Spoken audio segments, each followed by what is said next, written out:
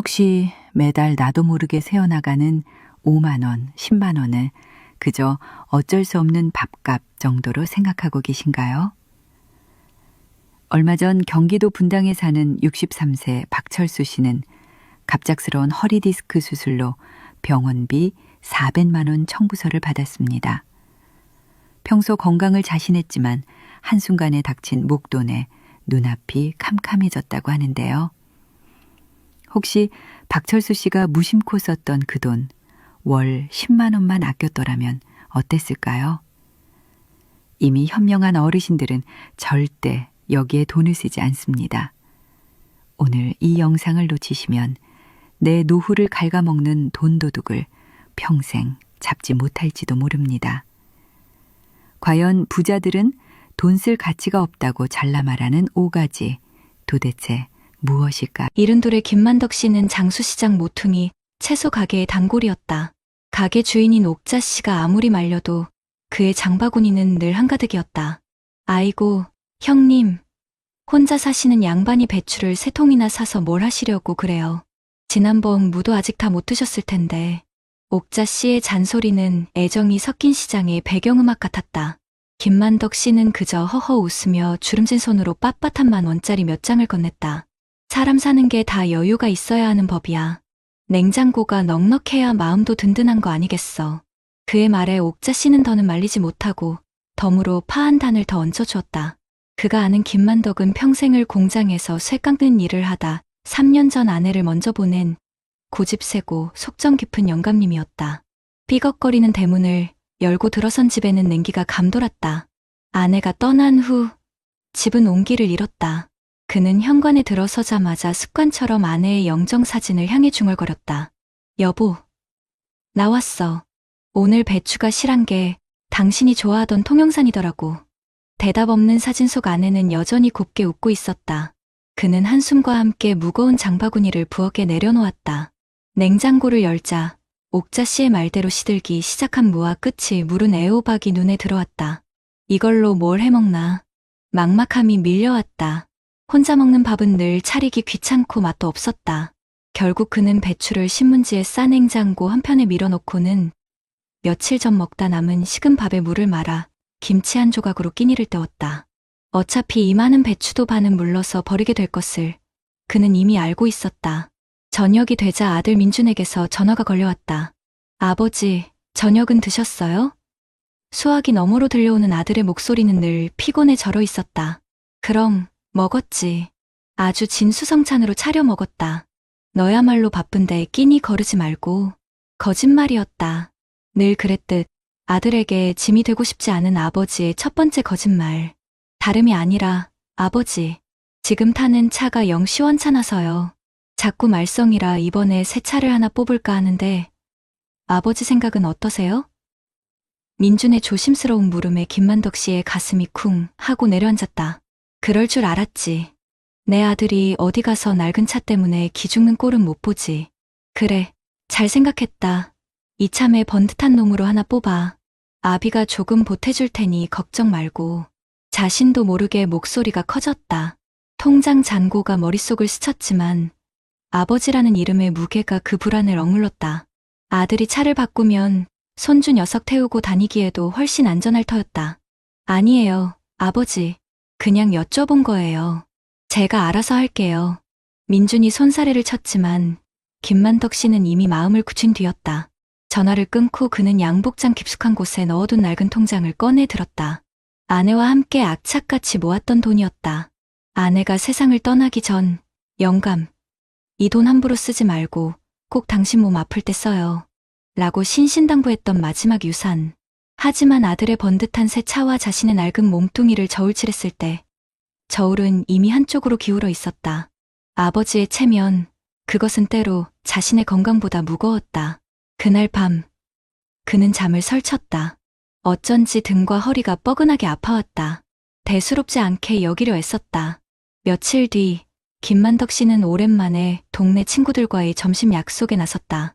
퇴직 후에도 여전히 좋은 옷에 번쩍이는 시계를 차고 나온 친구들 틈에서 그는 괜히 위축되는 자신을 발견했다. 만덕이 자네는 여전하네. 그렇게 아끼면 그 돈 다 싸들고 갈 건가? 친구의 농담 섞인 말에 그는 발끈하며 손을 내저었다. 무슨 소리? 오늘은 내가 한턱 쏘지. 제일 비싼 걸로들 시키게. 그는 마치 자신의 건재함을 증명이라도 하듯 무리해서 값비싼 한정식 값을 치렀다. 지갑은 얇아졌지만 으스해진 어깨는 잠시나마 그를 뿌듯하게 만들었다. 그래. 아직 죽지 않았어. 내 아들 차도 바꿔줄 수 있고 친구들 밥 한 끼 사줄 능력도 된다고. 그 허영의 대가가 얼마나 혹독한 것인지 그때는 미처 알지 못했다. 집으로 돌아오는 길, 버스 정류장에 앉아 무심코 스마트폰을 들여다보았다. 손주 녀석이 깔아준 동영상 앱이며 음악 앱이며 뭐가 뭔지도 모를 것들이 화면을 가득 채우고 있었다. 매달 얼마가 빠져나가는지조차 몰랐다. 그저 아들과 손주가 이거 좋대요 하면 고개를 끄덕였을 뿐이다. 이것도 다 돈일 텐데. 문득 스친 생각이었지만 어지러운 아이콘들을 보고 있자니 머리가 아파와 이내 화면을 꺼버렸다. 그 순간 허리를 찌르는 듯한 극심한 통증이 덮쳤다. 비명과 함께 그는 정류장 의자에서 그대로 고꾸라졌다. 세상이 빙글 돌았다. 뿌연 시야 속으로 놀란 사람들의 얼굴이 어른거렸다. 아내의 목소리가 환청처럼 귓가를 맴돌았다. 영감, 그 돈 당신 몸 아플 때 쓰라고 했잖아요. 정신을 잃기 직전. 그가 마지막으로 떠올린 것은 아들의 얼굴도 아내의 얼굴도 아닌 텅 비어갈 자신의 통장 잔고였다. 병원에 실려온 김만덕 씨의 병명은 급성 허리 디스크 파열이었다. 당장 수술하지 않으면 하반신에 마비가 올 수도 있다는 의사의 말은 청천벽력과도 같았다. 정신을 차린 그의 곁을 아들 민준이 하얗게 질린 얼굴로 지키고 있었다. 아버지, 괜찮으세요? 대체 어떻게 된 거예요? 민준의 목소리가 가늘게 떨리고 있었다. 김만덕 씨는 아들을 안심시키려 애써 입꼬리를 올렸지만 입술이 파르르 떨려와 말을 잇지 못했다. 그때 간호사가 다가와 수술 동의서와 함께 예상 병원비가 적힌 안내문을 내밀었다. 400만 원. 종이 위에 박힌 숫자가 눈앞에서 아른거렸다. 심장이 철렁 내려앉았다. 아들의 새 차값을 보태주려던 돈, 친구들 앞에서 체면을 차리느라 썼던 돈, 무심코 사들였던 대용량 식재료, 정체도 모르고 매달 빠져나가던 구독료. 그 모든 것들이 날카로운 파편이 되어 그의 심장을 후벼 파는 듯했다. 민주는 아버지를 수술실로 들여보내고 망연자실 복도 의자에 앉아 있었다.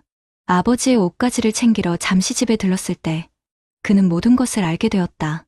텅 비다시피 한 냉장고 안에는 물러터진 배추와 시든 채소들이 어지럽게 널려 있었다. 식탁 위에는 그가 알지도 못하는 유료 채널의 고지서가 놓여 있었고 안방 서랍장에서는 아버지가 최근 값비싼 양복을 할부로 구매한 영수증이 나왔다. 그리고 결정적으로 그는 아버지의 낡은 통장을 발견하고야 말았다. 아내가 남긴 마지막 유산이라며 무슨 일이 있어도 쓰지 않겠다던 그 통장이었다. 페이지를 넘길수록 그의 손이 부들부들 떨렸다. 아들 승용차 구입 경료금, 손주 대학 입학 축하금 삐뚤빼뚤한 글씨로 적힌 출금 내역들, 그리고 마지막 장에 남은 잔액은 고작해야 수술비의 절반도 되지 않는 액수였다. 아버지는 그 돈을 모아 자신의 차를 사주려 했던 것이다. 자신은 그런 아버지의 속도 모르고 철없이 새 차 타령이나 하고 있었다. 민주는 통장을 쥔 채 그 자리에 주저앉아 소리 없이 오열했다. 아버지의 고집과 허세는 실은 아들에게 짐이 되지 않으려는 마지막 자존심이자 초라해진 자신을 감추기 위한 슬픈 몸부림이었다. 매달 나도 모르게 새어나가는 몇만 원, 친구들 앞에서 떳떳하고 싶어 썼던 몇십만 원. 그 돈들이 모여 아버지의 수술비를, 아버지의 생명을 갉아먹고 있었던 것이다. 수술을 마치고 마취해서 깨어난 김만덕 씨의 눈에 퉁퉁 부은 아들의 얼굴이 들어왔다. 민주는 아무 말 없이 낡은 통장을 아버지의 눈앞에 내밀었다. 김만덕 씨는 차마 고개를 들지 못했다. 평생을 떳떳하게 살아왔다 자부했는데 가장 사랑하는 아들 앞에서 가장 부끄러운 모습을 보이고 말았다. 아들의 원망 섞인 눈초리를 마주할 자신이 없었다. 죄송해요, 아버지. 제가 다 잘못했어요. 예상을 뒤엎은 것은 아들의 목소리였다. 민주는 아버지의 거친 손을 잡고 뜨거운 눈물을 뚝뚝 흘렸다. 제가 좀 더 자주 찾아뵙고 아버지 힘드신 거 헤아렸어야 했는데 아버지 혼자 이런 짐을 지게 해드려서 정말 죄송해요.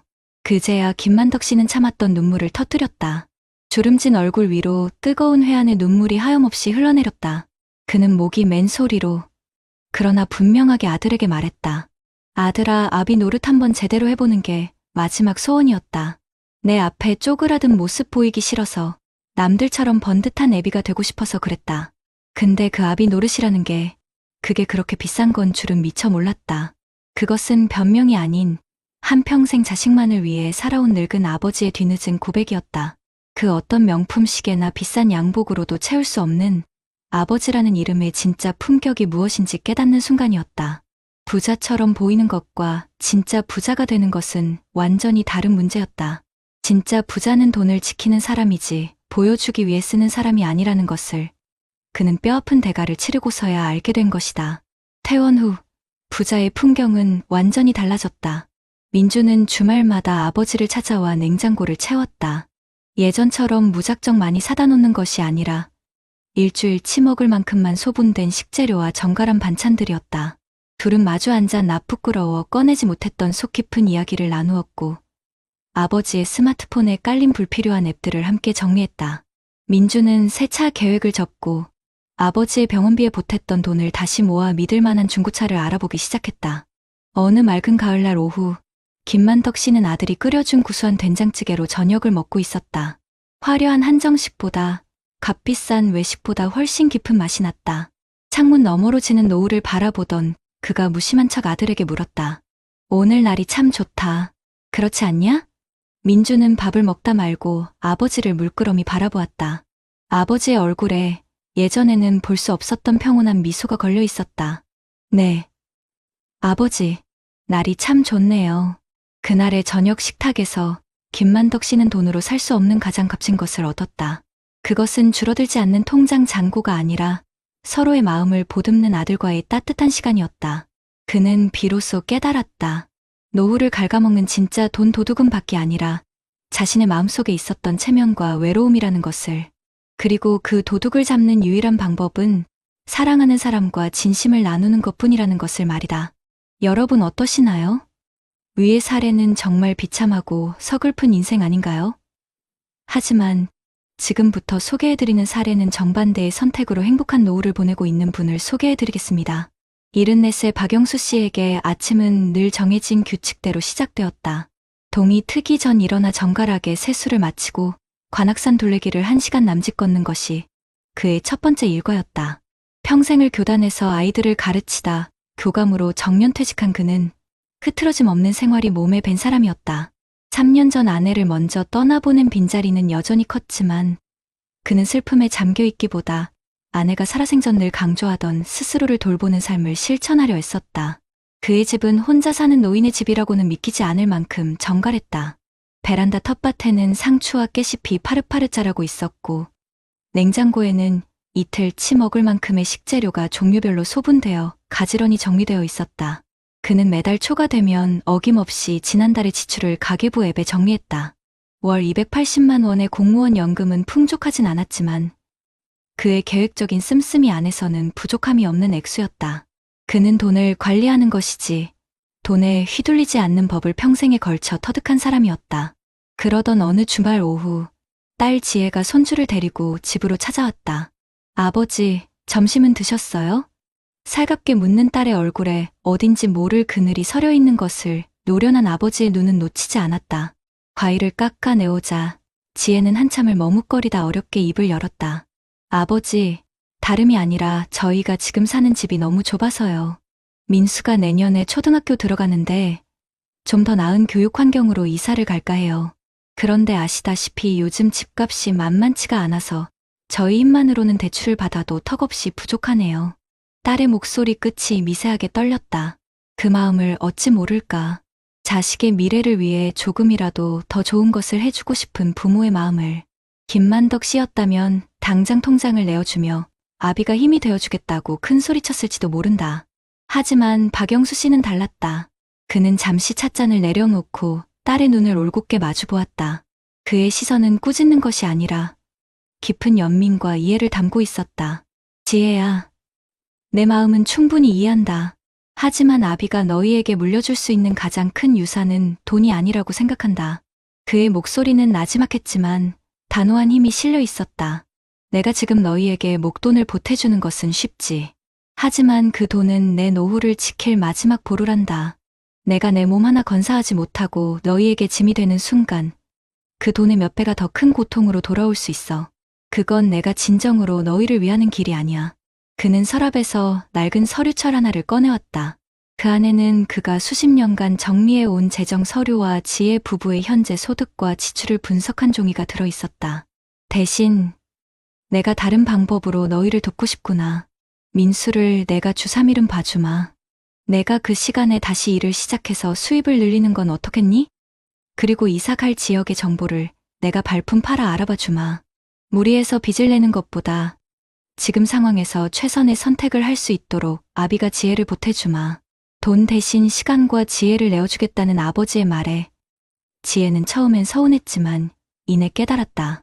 이것이야말로 아버지가 자신에게 줄 수 있는 가장 현실적이고 진실된 사랑이라는 것을. 아버지는 자식의 인생에 무책임하게 돈을 던져주는 것이 아니라 스스로 일어설 수 있도록 곁에서 든든한 버팀목이 되어주고자 했던 것이다. 그날 부녀는 밤늦도록 머리를 맞대고 현실적인 미래 계획을 세웠다. 돈 이야기가 아닌 진짜 사는 이야기를 나누며 서로의 마음은 한 뼘 더 가까워졌다. 며칠 뒤 박영수 씨는 오랜 교직 동료들과의 점심 모임에 나갔다. 한 친구가 새로 뽑은 번쩍이는 외제차를 자랑하며 으스댔다. 박 교감은 아직도 그 10년 넘은 차 끌고 다니나? 이 사람아, 연금도 꼬박꼬박 나오는데 좋은 차 한 대 뽑지 그러나. 친구의 부추김에도 그는 그저 온화하게 웃을 뿐이었다. 나는 이 차가 아직 쌩쌩하고 좋네. 내 팔이 되어주는 것만으로도 고맙지. 그 돈 아껴서 1년에 한 번씩 무릎 관절 주사 맞는 게 나한테는 더 중요해. 그의 말에 좌중은 잠시 숙연해졌다. 그는 값비싼 한정식집 대신 모두의 학창시절 추억이 깃든 허름하지만 맛깔난 백반집으로 약속 장소를 정했다. 뜨끈한 국밥 한 그릇을 앞에 두고 그들은 돈 자랑이나 자식 자랑 대신 지나온 세월과 건강에 대한 이야기를 나누었다. 박영수 씨의 주름진 얼굴에는 자신의 선택에 대한 확신과 평온함이 가득했다. 그는 알고 있었다. 노년의 품격은 번쩍이는 차나 비싼 시계가 아니라 건강한 몸과 흔들리지 않는 삶의 철학에서 나온다는 것을. 집으로 돌아온 그는 현관 앞에 놓인 택배 상자를 들고 들어왔다. 얼마 전부터 무릎이 시큰거린다는 것을 느끼고 곧장 병원을 찾았던 그는 의사의 권유에 따라 꾸준히 물리치료를 받는 한편 관절에 좋다는 영양제를 인터넷 최저가로 주문한 참이었다. 호미로 막을 것을 가래로 막는다는 옛말을 그는 삶의 지표로 삼았다. 문제가 생기기 전에 살피고 작은 돈을 들여 큰 병을 막는 것이야말로 최고의 재테크라고 믿었다. 그는 스마트폰을 열어 오늘 지출한 교통비와 식비, 영양제 값을 가계부 앱에 꼼꼼히 기록했다. 화면 한 구석에 불필요한 유료 앱 구독을 해지하여 월 12,000원을 절약했습니다라는 알림이 떠 있었다. 그는 만족스러운 미소를 지었다. 티끌 모아 태산이 아니라 티끌이 새어나가지 않게 막는 것이 곧 태산을 지키는 길이었다. 어느 맑은 가을날 저녁, 그는 딸 지혜가 정성껏 만들어다 준 밑반찬으로 소박하지만 영양 가득한 저녁상을 차렸다. 창밖으로 물드는 붉은 노을을 바라보며 그는 생각에 잠겼다. 만약 그때 딸에게 덜컥 목돈을 내주었다면 어땠을까? 아마 지금쯤 불안한 마음에 잠을 설치고 작은 통증에도 덜컥 겁부터 냈을 것이다. 하지만 그는 자신의 노후를 지켰고 그로 인해 딸의 가정도 스스로의 힘으로 미래를 계획하는 법을 배우게 되었다. 전화벨이 울렸다.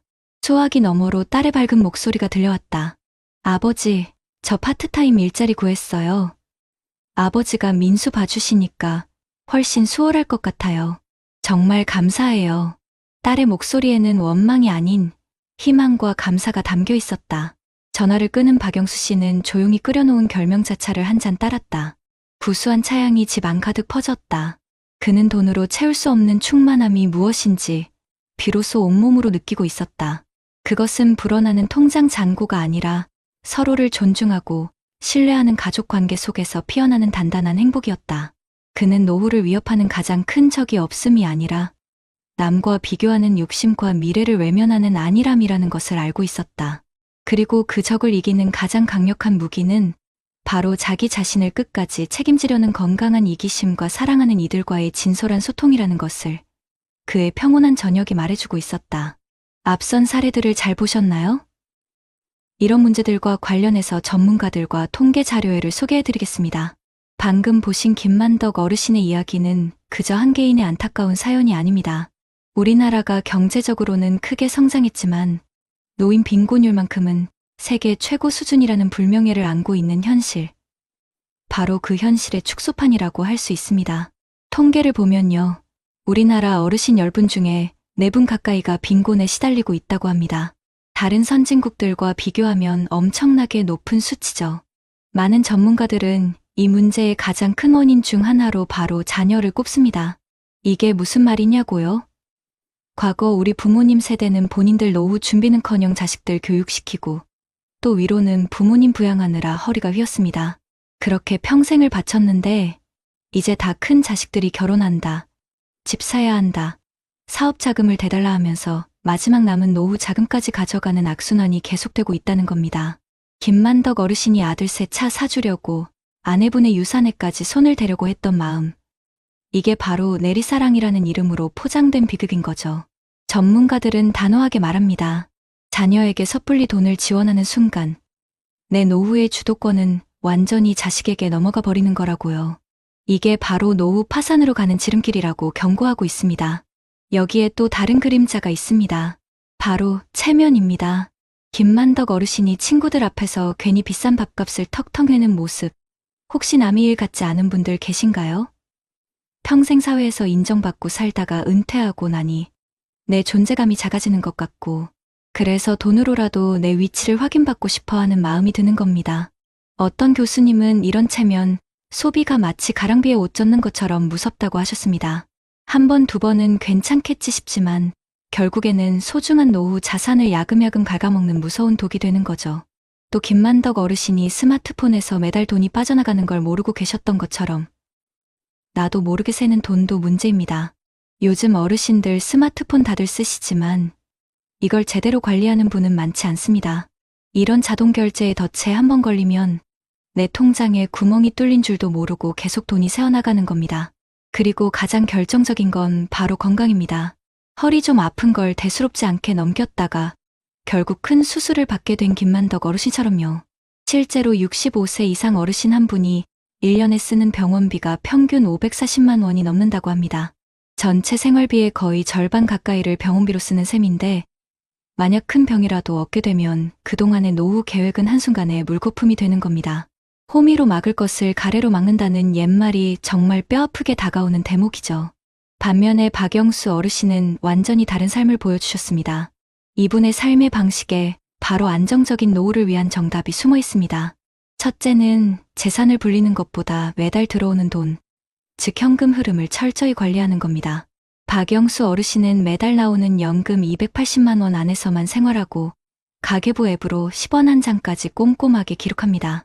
전문가들이 연금 생활자에게 가장 중요하다고 강조하는 제1수칙을 몸소 실천하고 계신 거죠. 노후에는 재산이 아무리 많아도 당장 쓸 돈이 없으면 소용없습니다. 매달 꾸준히 들어오는 돈을 어떻게 잘 관리하느냐가 내 삶의 질을 결정하는 겁니다. 둘째는 자녀에게 돈이 아니라 시간과 지혜를 물려주는 겁니다. 딸이 이사 자금을 부탁했을 때 단호하게 선을 긋는 대신 손주를 돌봐주면서 딸이 마음 편히 일할 수 있게 돕고 직접 발품 팔아 좋은 정보를 알려주는 모습 보셨죠? 이게 바로 요즘 시대의 가장 이상적인 부모와 자식의 관계입니다. 무턱대고 돈으로만 도와주는 건 오히려 자식의 자립심을 망치고 내 노후까지 위협하는 독이 든 성배와 같다고 전문가들은 말합니다. 대신 이렇게 시간과 지혜로 돕는 것이야말로 부모와 자식 모두에게 이로운 최고의 방법인 거죠. 마지막으로 건강관리를 최고의 재테크로 삼는 겁니다. 박영수 어르신은 무릎이 조금만 아파도 바로 병원에 가고 영양제도 인터넷으로 가장 싼 곳을 찾아내 꼬박꼬박 챙겨 드십니다. 이렇게 건강할 때 건강을 지키는 작은 투자가 나중에 들어갈 수백, 수천만 원의 수술비와 간병비를 막아준다는 걸 너무나 잘 알고 계신 겁니다. 김만덕 어르신과 박영수 어르신 두 분의 삶은 우리에게 노후의 진짜 품격이 무엇인지 똑똑히 보여주고 있습니다. 우리의 통장은 자식에 대한 끝없는 책임감, 남의 시선을 의식하는 체면, 그리고 내 건강에 대한 무관심이라는 보이지 않는 도둑들에게 매일같이 위협받고 있습니다. 저희 채널은 바로 이 점을 시청자분들께 꼭 말씀드리고 싶습니다. 노후의 진짜 부자는요, 남들에게 보여주기 위해 돈을 쓰는 사람이 아닙니다. 내 삶을 마지막까지 온전히 책임지기 위해 돈을 아끼고 지키는 사람입니다. 그리고 자녀에게 물려줄 최고의 유산은 돈이 아니라 짐이 되지 않는 건강한 부모, 바로 나 자신이라는 사실을 꼭 기억하셨으면 좋겠습니다. 그렇다면 앞선 사례들을 해결할 수 있는 방법은 무엇이 있을까요? 사실 김만덕 어르신이나 박영수 어르신의 이야기는 단순히 두 분의 선택이 아니라 오늘을 살아가는 우리 대한민국의 모든 어르신들이 마주한 현실적인 문제와 아주 깊이 연결되어 있습니다. 그래서 정부와 또 각 지역의 시청이나 군청, 동네 주민센터에서는 이런 문제들을 해결하고 우리 어르신들이 편안한 노후를 보내실 수 있도록 여러 가지 정책들을 만들어서 시행하고 있습니다. 먼저 우리 김만덕 어르신이 아들 차를 덜컥 사주거나 친구들 앞에서 괜히 무리해서 돈을 썼던 문제, 이른바 자녀 리스크나 체면 소비라고 하죠. 이 문제의 근본적인 원인을 들여다보면요. 결국 불안정한 노후 소득 때문에 마음이 불안하고 또 사회에서 내 역할이 없어진 것 같은 그런 위축감에서 비롯되는 경우가 많습니다. 박영수 어르신처럼 매달 꼬박꼬박 들어오는 돈이 있어서 마음이 든든하면 사실 그렇게 무리할 필요가 없는 거거든요. 그래서 나라에서는 이런 부분들을 도와드리기 위해서 여러 가지 제도를 두고 있습니다. 가장 대표적인 게 바로 기초연금입니다. 이건 만 65세가 넘으신 어르신들 중에서 소득이 하위 70%에 해당되시는 분들께 나라에서 매달 일정한 생활비를 드리는 건데요. 2025년 기준으로 한 달에 최대 34만 4천 원까지 받으실 수 있습니다. 이게 어떻게 보면 자식들한테 아쉬운 소리 안 하고 최소한의 생활과 품위를 지킬 수 있는 아주 중요한 사회적인 안전망인 셈이죠. 그리고 또 노인 일자리 사업도 아주 중요합니다. 이건 단순히 돈을 버는 걸 넘어서요. 어르신들이 계속해서 사회에 참여하고 활동하시면서 삶의 활력도 되찾고 나도 아직 쓸모 있는 사람이다라는 성취감을 느끼게 해주는 아주 좋은 기회입니다. 동네 환경을 돌보는 공익활동형이나 다른 분들을 돕는 사회 서비스형 같은 일자리에 참여하시면요. 정기적인 소득이 생기는 건 물론이고 어딘가에 소속되어 있다는 안정감도 느끼실 수 있습니다. 이런 안정감이 생기면 남들한테 보여주기 위해서 체면 때문에 억지로 돈을 쓰는 일이 자연스럽게 줄어들게 됩니다. 실제로 자산관리 전문가들이 하나같이 하는 얘기가 있습니다. 노후에는 내가 가진 재산의 전체 크기보다도 매달 꾸준하게 현금이 들어오는 것, 그러니까 연금 같은 소득이 삶의 질을 결정한다고 말이죠. 기초연금이나 노인 일자리에서 받는 소득이 바로 박영수 어르신처럼 한 달 예산을 딱 정해놓고 그 안에서 계획적으로 생활하는 건강한 소비 습관의 첫걸음이 될 수 있다는 겁니다. 또 어떤 노년학 전문가들은 이런 말도 합니다. 자녀에게 덜컥 큰 돈을 지원해주는 순간 내 노후의 재정적인 주도권을 자식에게 넘겨주는 것과 같다고요. 그래서 어르신들께 건강한 이기심이 필요하다고 강조합니다. 박영수 어르신처럼 자식에게 돈이 아니라 살아오면서 얻은 시간과 지혜를 물려주는 것이야말로 자식의 건강한 자립과 부모의 안정적인 노후를 모두 지키는 가장 현명한 길이라고 조언합니다. 다음으로 김만덕 어르신처럼 나도 모르게 돈이 쑥쑥 빠져나가는 디지털 금융 문맹 문제에 대해서도 이야기해 보겠습니다. 스마트폰으로 뭘 좀 눌렀을 뿐인데 유료 서비스가 결제되는 자동결제의 덫.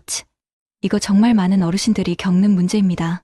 그래서 요즘에는 정부와 지자체, 그리고 각 은행들이 힘을 합쳐서 어르신들을 위한 디지털 교육을 아주 적극적으로 제공하고 있습니다. 대표적인 것이 바로 과학기술정보통신부에서 운영하는 디지털 배움터라는 곳입니다.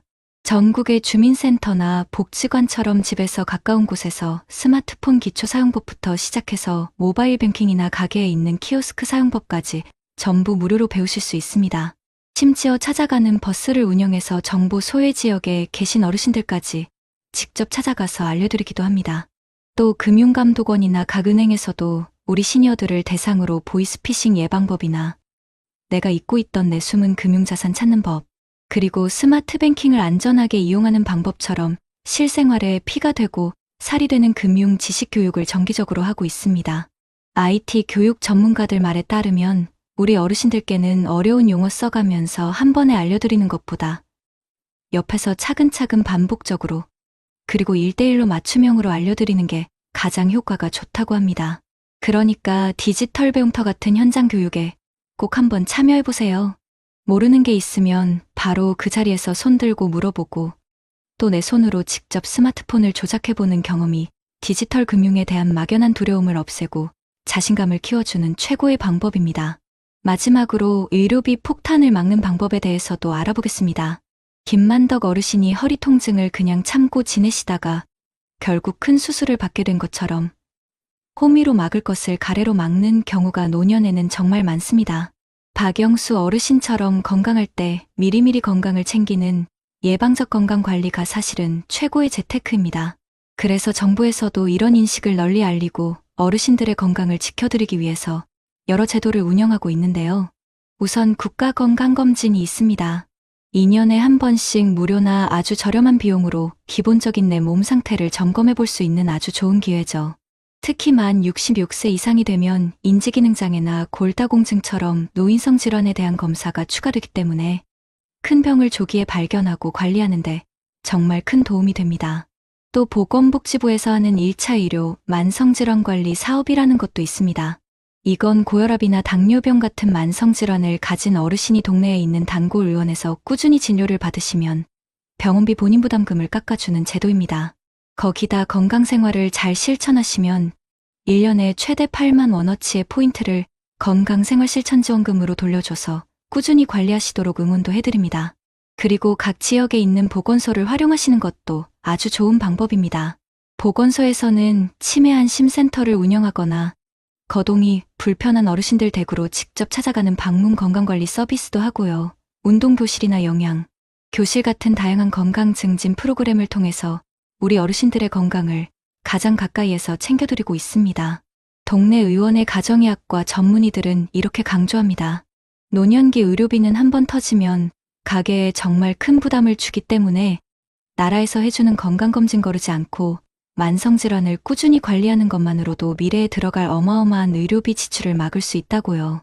박영수 어르신이 무릎에 통증이 오기 시작했을 때 바로 병원을 찾으셨던 것처럼 내 몸이 보내는 작은 신호에 귀를 기울이고 제때 대처하는 것이 무엇보다 중요합니다.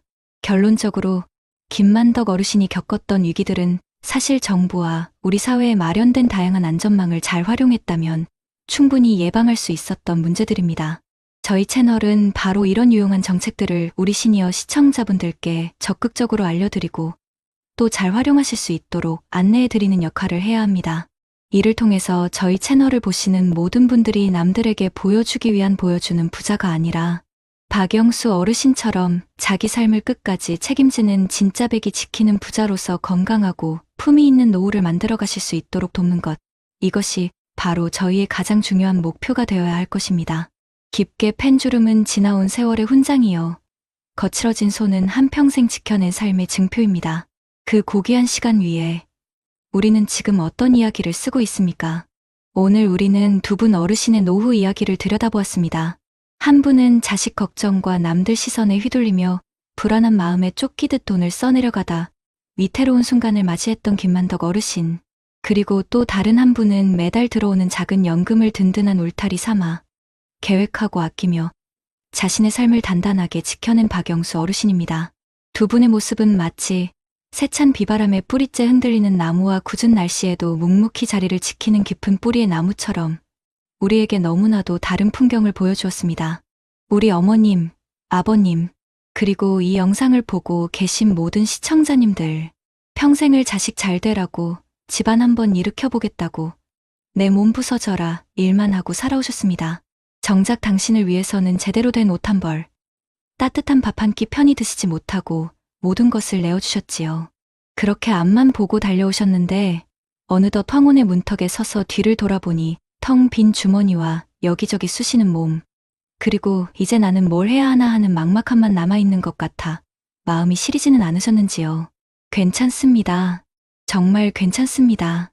이제는 자식에게 모든 것을 내어주지 않아도 남들처럼 번쩍이는 차를 타지 않아도 괜찮습니다. 그동안 너무나도 애쓰셨고 충분히 잘 살아오셨습니다. 오늘 저희가 알려드린 기초연금이나 노인일자리, 디지털 배움터와 같은 나라의 제도들은 단순히 돈 몇 푼을 지원해주는 시혜가 아닙니다. 그것은 평생 이 나라와 가정을 위해 헌신하신 우리 어르신들이 마땅히 누려야 할 최소한의 존중이자 권리입니다. 내 삶의 마지막까지 누구에게도 아쉬운 소리 하지 않고 내 손으로 내 존엄을 지킬 수 있도록 우리 사회가 마련한 든든한 지팡이인 셈입니다. 김만덕 어르신처럼 남에게 보여주기 위한 삶을 사느라 정작 내 마음의 곳간이 텅 비어가는 것을 외면하지 마십시오. 박영수 어르신처럼 비록 큰 돈은 아닐지라도 매달 정해진 예산 안에서 스스로를 돌보고 아픈 곳은 없는지 내 몸의 소리에 귀 기울이며 자식에게는 돈이 아닌 따뜻한 지혜와 사랑을 물려주는 삶의 주인이 되셨으면 좋겠습니다. 그것이 바로 내 노후를, 내 남은 인생을 가장 아름답고 풍요롭게 지켜내는 진짜 부자의 모습일 것입니다. 이제 당신의 인생이라는 책에 마지막 장을 써 내려갈 시간입니다. 그 마지막 장이 후회와 불안으로 얼룩지는 것이 아니라 하루하루의 작은 감사와 잔잔한 행복, 그리고 스스로를 지켜냈다는 단단한 자부심으로 가득 채워지기를 저희가 진심으로 응원하겠습니다.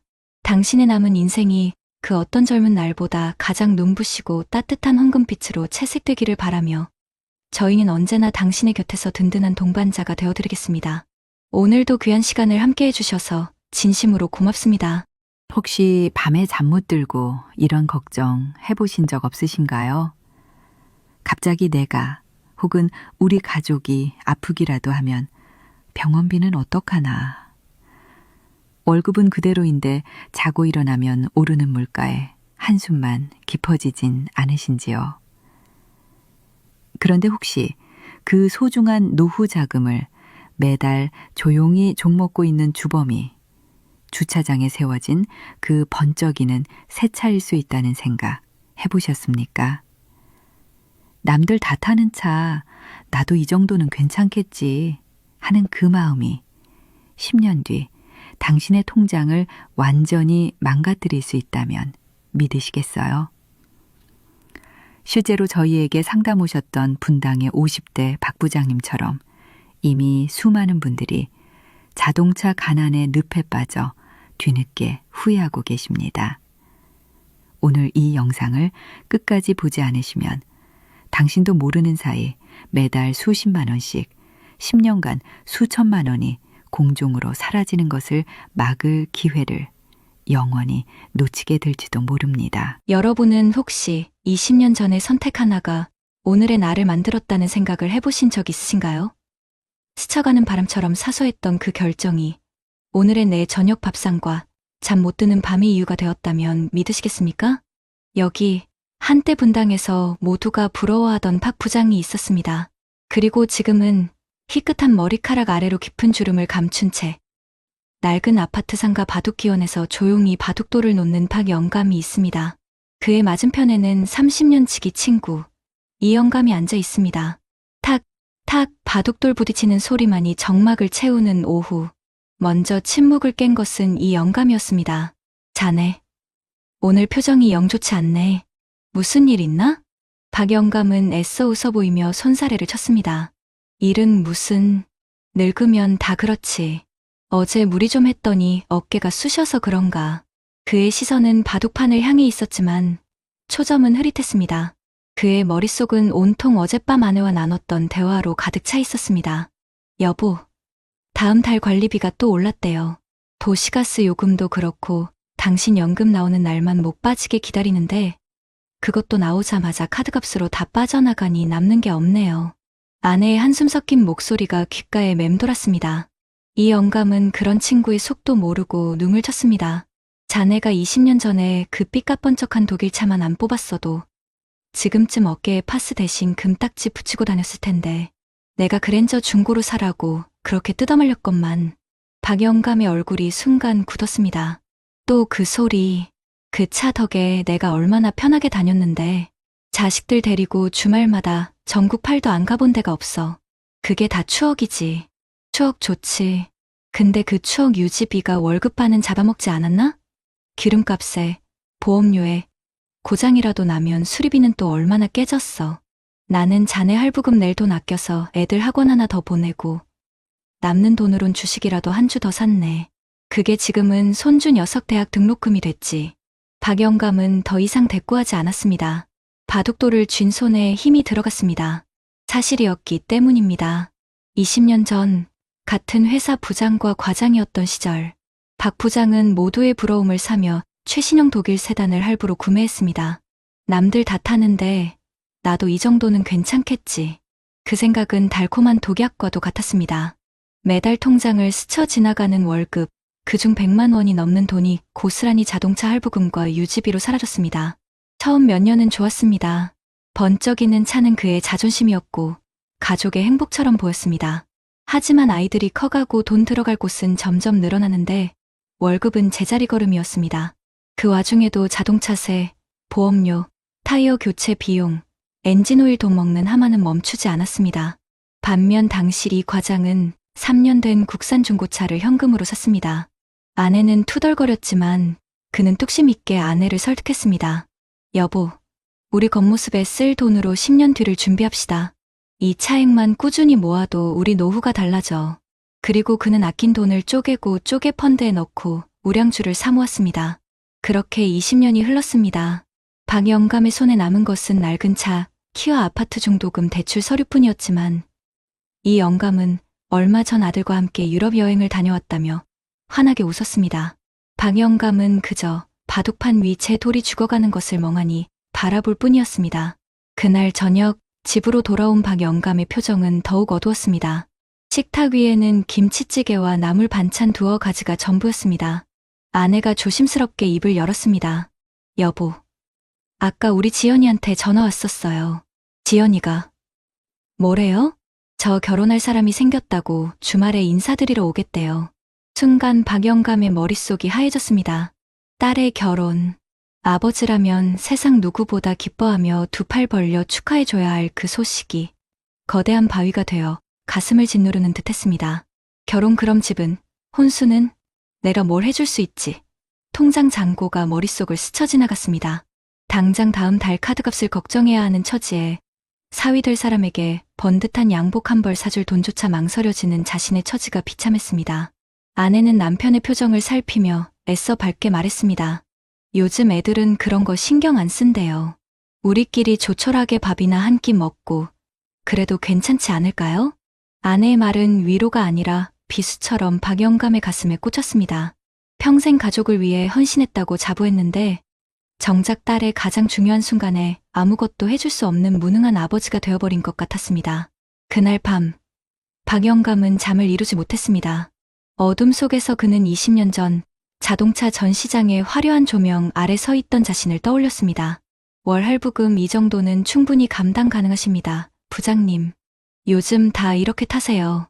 영업사원의 달콤한 속삭임과 가죽 시트의 냄새, 사람들의 부러운 시선, 그 모든 것이 신기루처럼 아득했습니다.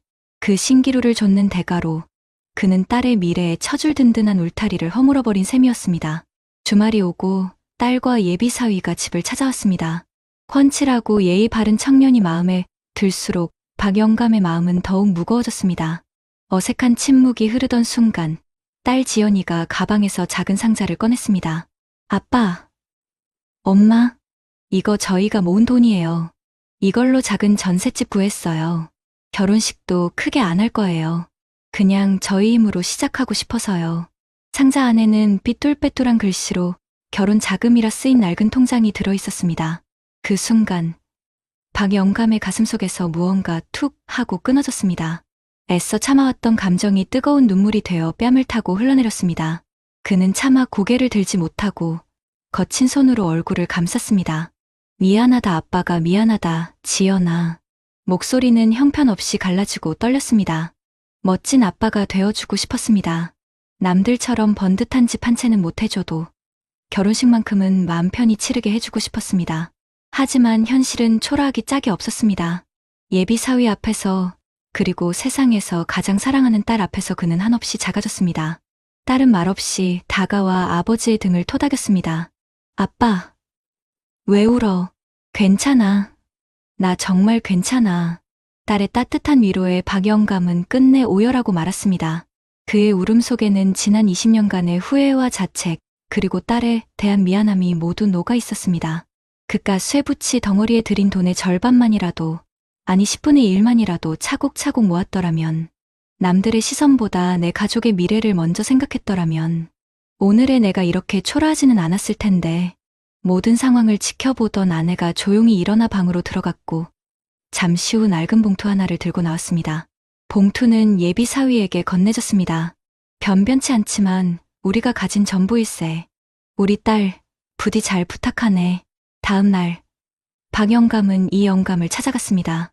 어제의 일을 모두 털어놓은 박 영감의 얼굴에는 더 이상 자존심의 그늘이 없었습니다. 모든 것을 내려놓은 사람의 평온함만이 남아있었습니다. 이야기를 다 들은 이 영감은 말없이 친구의 어깨를 두드리며 말했습니다. 영감, 그깟 차 한 대가 자네 인생을 망친 게 아니야. 괜찮겠지 하는 그 마음이 자네 발목을 잡은 거지. 그래도 아직 안 늦었어. 이제라도 그 마음만 고쳐먹으면 돼. 이 영감은 잠시 망설이다가 품에서 통장 하나를 꺼내 박 영감의 손에 쥐어주었습니다. 이거 자네 딸 결혼 선물이라고 생각하게. 내가 자네한테 빌려주는 게 아니라 내 조카한테 주는 용돈이야. 자네 딸이 내 조카나 마찬가지 아닌가. 박 영감은 차마 받을 수 없다며 손을 내저었지만 이 영감은 단호했습니다. 밖에 자네 자존심 세워주려고 이러는 거 아니야. 30년 친구 사이에 이 정도는 해줘야 나도 마음이 편해. 대신 약속 하나만 하게. 다시는 남들 눈 때문에 자네 가족을 힘들게 하지는 말게. 그게 최선인가? 늘 스스로에게 물어보면서 살게. 그게 최선인가? 그 한마디가 박 영감의 마음에 깊이 박혔습니다. 그는 더 이상 거절하지 않았습니다. 대신 친구의 손을 꾹 잡았습니다. 눈시울이 다시 뜨거워졌습니다. 그날 오후 박 영감은 오랜 시간 먼지만 쌓여있던 지하주차장으로 내려갔습니다. 그리고 자신의 젊은 날과 자존심, 그리고 후회가 모두 담겨있는 낡은 자동차를 한참 동안 바라보았습니다. 그는 결심했습니다. 차를 팔기로, 그리고 그 돈으로 아내와 함께 작은 텃밭이라도 가꾸며 살기로. 남에게 보이기 위한 삶이 아니라 아내와 마주보며 웃을 수 있는 진짜 행복을 찾기로 말입니다. 며칠 뒤 박 영감과 아내는 버스를 타고 교회로 향했습니다. 차창 밖으로 스쳐 지나가는 풍경이 유난히 평화로워 보였습니다. 그의 손은 이제 더 이상 번쩍이는 자동차 핸들이 아닌 아내의 주름진 손을 따뜻하게 잡고 있었습니다. 그것만으로도 충분했습니다. 아니, 그것이야말로 그의 인생에서 가장 값지고 완벽한 풀옵션이었습니다. 여러분 어떠시나요? 위의 사례는 정말 비참하고 서글픈 인생 아닌가요? 하지만 지금부터 소개해드리는 사례는 정반대의 선택으로 행복한 노후를 보내고 있는 분을 소개해드리겠습니다.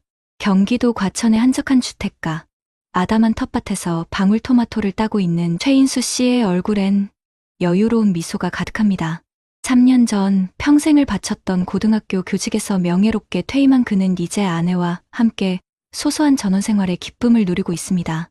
아침이면 함께 동네 산책을 하고 오후엔 텃밭을 가꾸거나 서예를 배우러 문화센터에 갑니다. 그의 매달 통장에는 어김없이 280만 원의 공무원 연금이 들어옵니다. 부부가 검소하게 생활하기에 부족함이 없는 돈입니다. 가끔씩 찾아오는 손주 녀석의 재롱을 보며 그는 25년 전 자신의 인생을 송두리째 바꾼 그날의 선택을 떠올리곤 합니다. 25년 전 40대 초반의 최 교사는 동료 교사인 김 교사와 함께 내 집 마련의 꿈에 부풀어 있었습니다. 당시 대한민국은 부동산 광풍이 불었고 너도 나도 서울, 특히 강남 3구의 집을 사야 한다는 분위기에 휩싸여 있었습니다. 김 교사는 무리해서 대출을 받아 막 분양을 시작한 잠실의 최신식 아파트 계약서에 도장을 찍었습니다. 그는 최 교사의 어깨를 툭 치며 말했습니다. 최 선생, 인생 뭐 있나. 한강 보이는 아파트에서 폼 나게 한번 살아봐야지. 지금 아니면 평생 기회 없어. 은행 돈도 능력이야. 아내 역시 친구들의 이야기를 들으며 매일 밤 최 교사를 졸랐습니다. 여보, 우리도 잠실로 가요. 애들 교육을 위해서라도, 우리 노후를 위해서라도 그게 맞는 선택이래요. 지금 사는 이 낡은 빌라랑은 비교도 안 되잖아요. 모델하우스의 화려한 조명과 프리미엄이라는 달콤한 속삭임은 최 교사의 마음을 송두리째 흔들었습니다. 당장이라도 계약서에 사인하고 싶다는 욕망이 들끓었습니다. 그러나 그는 밤새 잠 못 이루고 계산기를 두드려 보았습니다. 30년 만기 원리금 균등 상환.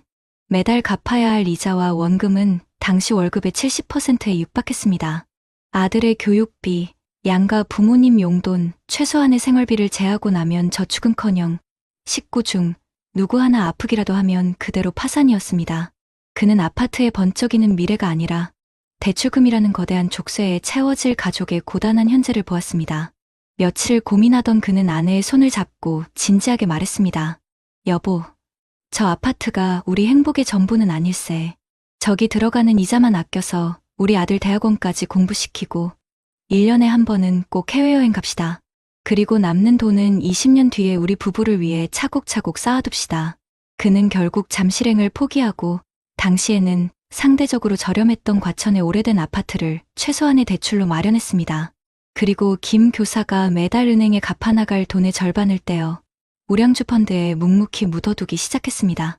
주변에서는 모두가 그의 선택을 어리석다 비웃었지만 그는 묵묵히 자신만의 길을 걸었습니다. 남들이 모두 달려가는 길 위에서 이게 정말 우리 가족을 위한 최선인가? 라는 질문을 던졌던 그 순간의 용기가 바로 오늘의 평온한 일상을 만들어낸 것이었습니다. 시간은 흘러 2025년이 되었습니다. 최인수 씨의 아들이 결혼 소식을 전해왔습니다. 아버지가 되어 처음 맞는 자식의 경사에 그는 세상을 다 가진 듯 기뻤습니다. 며칠 뒤 상견례 자리, 그는 조금도 위축되지 않고 당당한 모습으로 예비 사돈을 맞았습니다. 정성껏 고른 한정식 집에서 화기애애한 대화가 오갔고 그는 준비해온 작은 나무 상자를 아들 내외 앞에 조심스럽게 꺼내놓았습니다. 아들아, 아가, 아비가 너희에게 큰 재산을 물려주진 못한다. 하지만 이건 너희가 새로운 출발을 하는데 작은 디딤돌이 되었으면 하는 내 마음이다. 상자 안에는 아들 결혼 자금이라고 정성스럽게 적힌 통장 하나가 들어있었습니다. 25년 전 과천으로 이사 오던 날부터 매달 꾸준히 부어온 펀드가 어느새 1억 5천만 원이라는 작지 않은 돈이 되어 있었습니다. 아들은 물론 예비 며느리의 눈에도 감동의 눈물이 어렸습니다. 아들의 여자친구는 말없이 고개를 숙이며 감사를 표했습니다. 아내는 남편의 손을 가만히 잡으며 속삭였습니다. 고마워요, 여보. 그때 당신의 선택이 얼마나 현명했는지 이제야 알겠어요. 최인수 씨는 그저 묵묵히 웃으며 아들의 어깨를 두드려 주었습니다. 그는 딸에게 미안함의 눈물을 흘리던 박영감과는 달리 아들의 새로운 시작을 진심으로 축복하고 응원해 줄 수 있는 든든한 아버지였습니다. 며칠 뒤 최인수 씨에게 한 통의 전화가 걸려왔습니다. 25년 지기 친구 김 교사였습니다. 안부 인사도 잠시, 그의 목소리에는 깊은 한숨이 섞여 있었습니다. 인수야, 나 요즘 죽겠다. 작년에 은퇴하고 나니 연금 나오는 걸로는 매달 불어나는 아파트 관리비랑 재산세 감당하기도 벅차네. 집값은 올랐다는데 그림의 떡이지. 팔고 이사 가자니 자식들이며 마누라가 난리고 이걸 깔고 앉아 있자니 생활이 안 돼. 아들놈 장가갈 때 손도 못 벌릴까 봐 밤에 잠이 안 온다.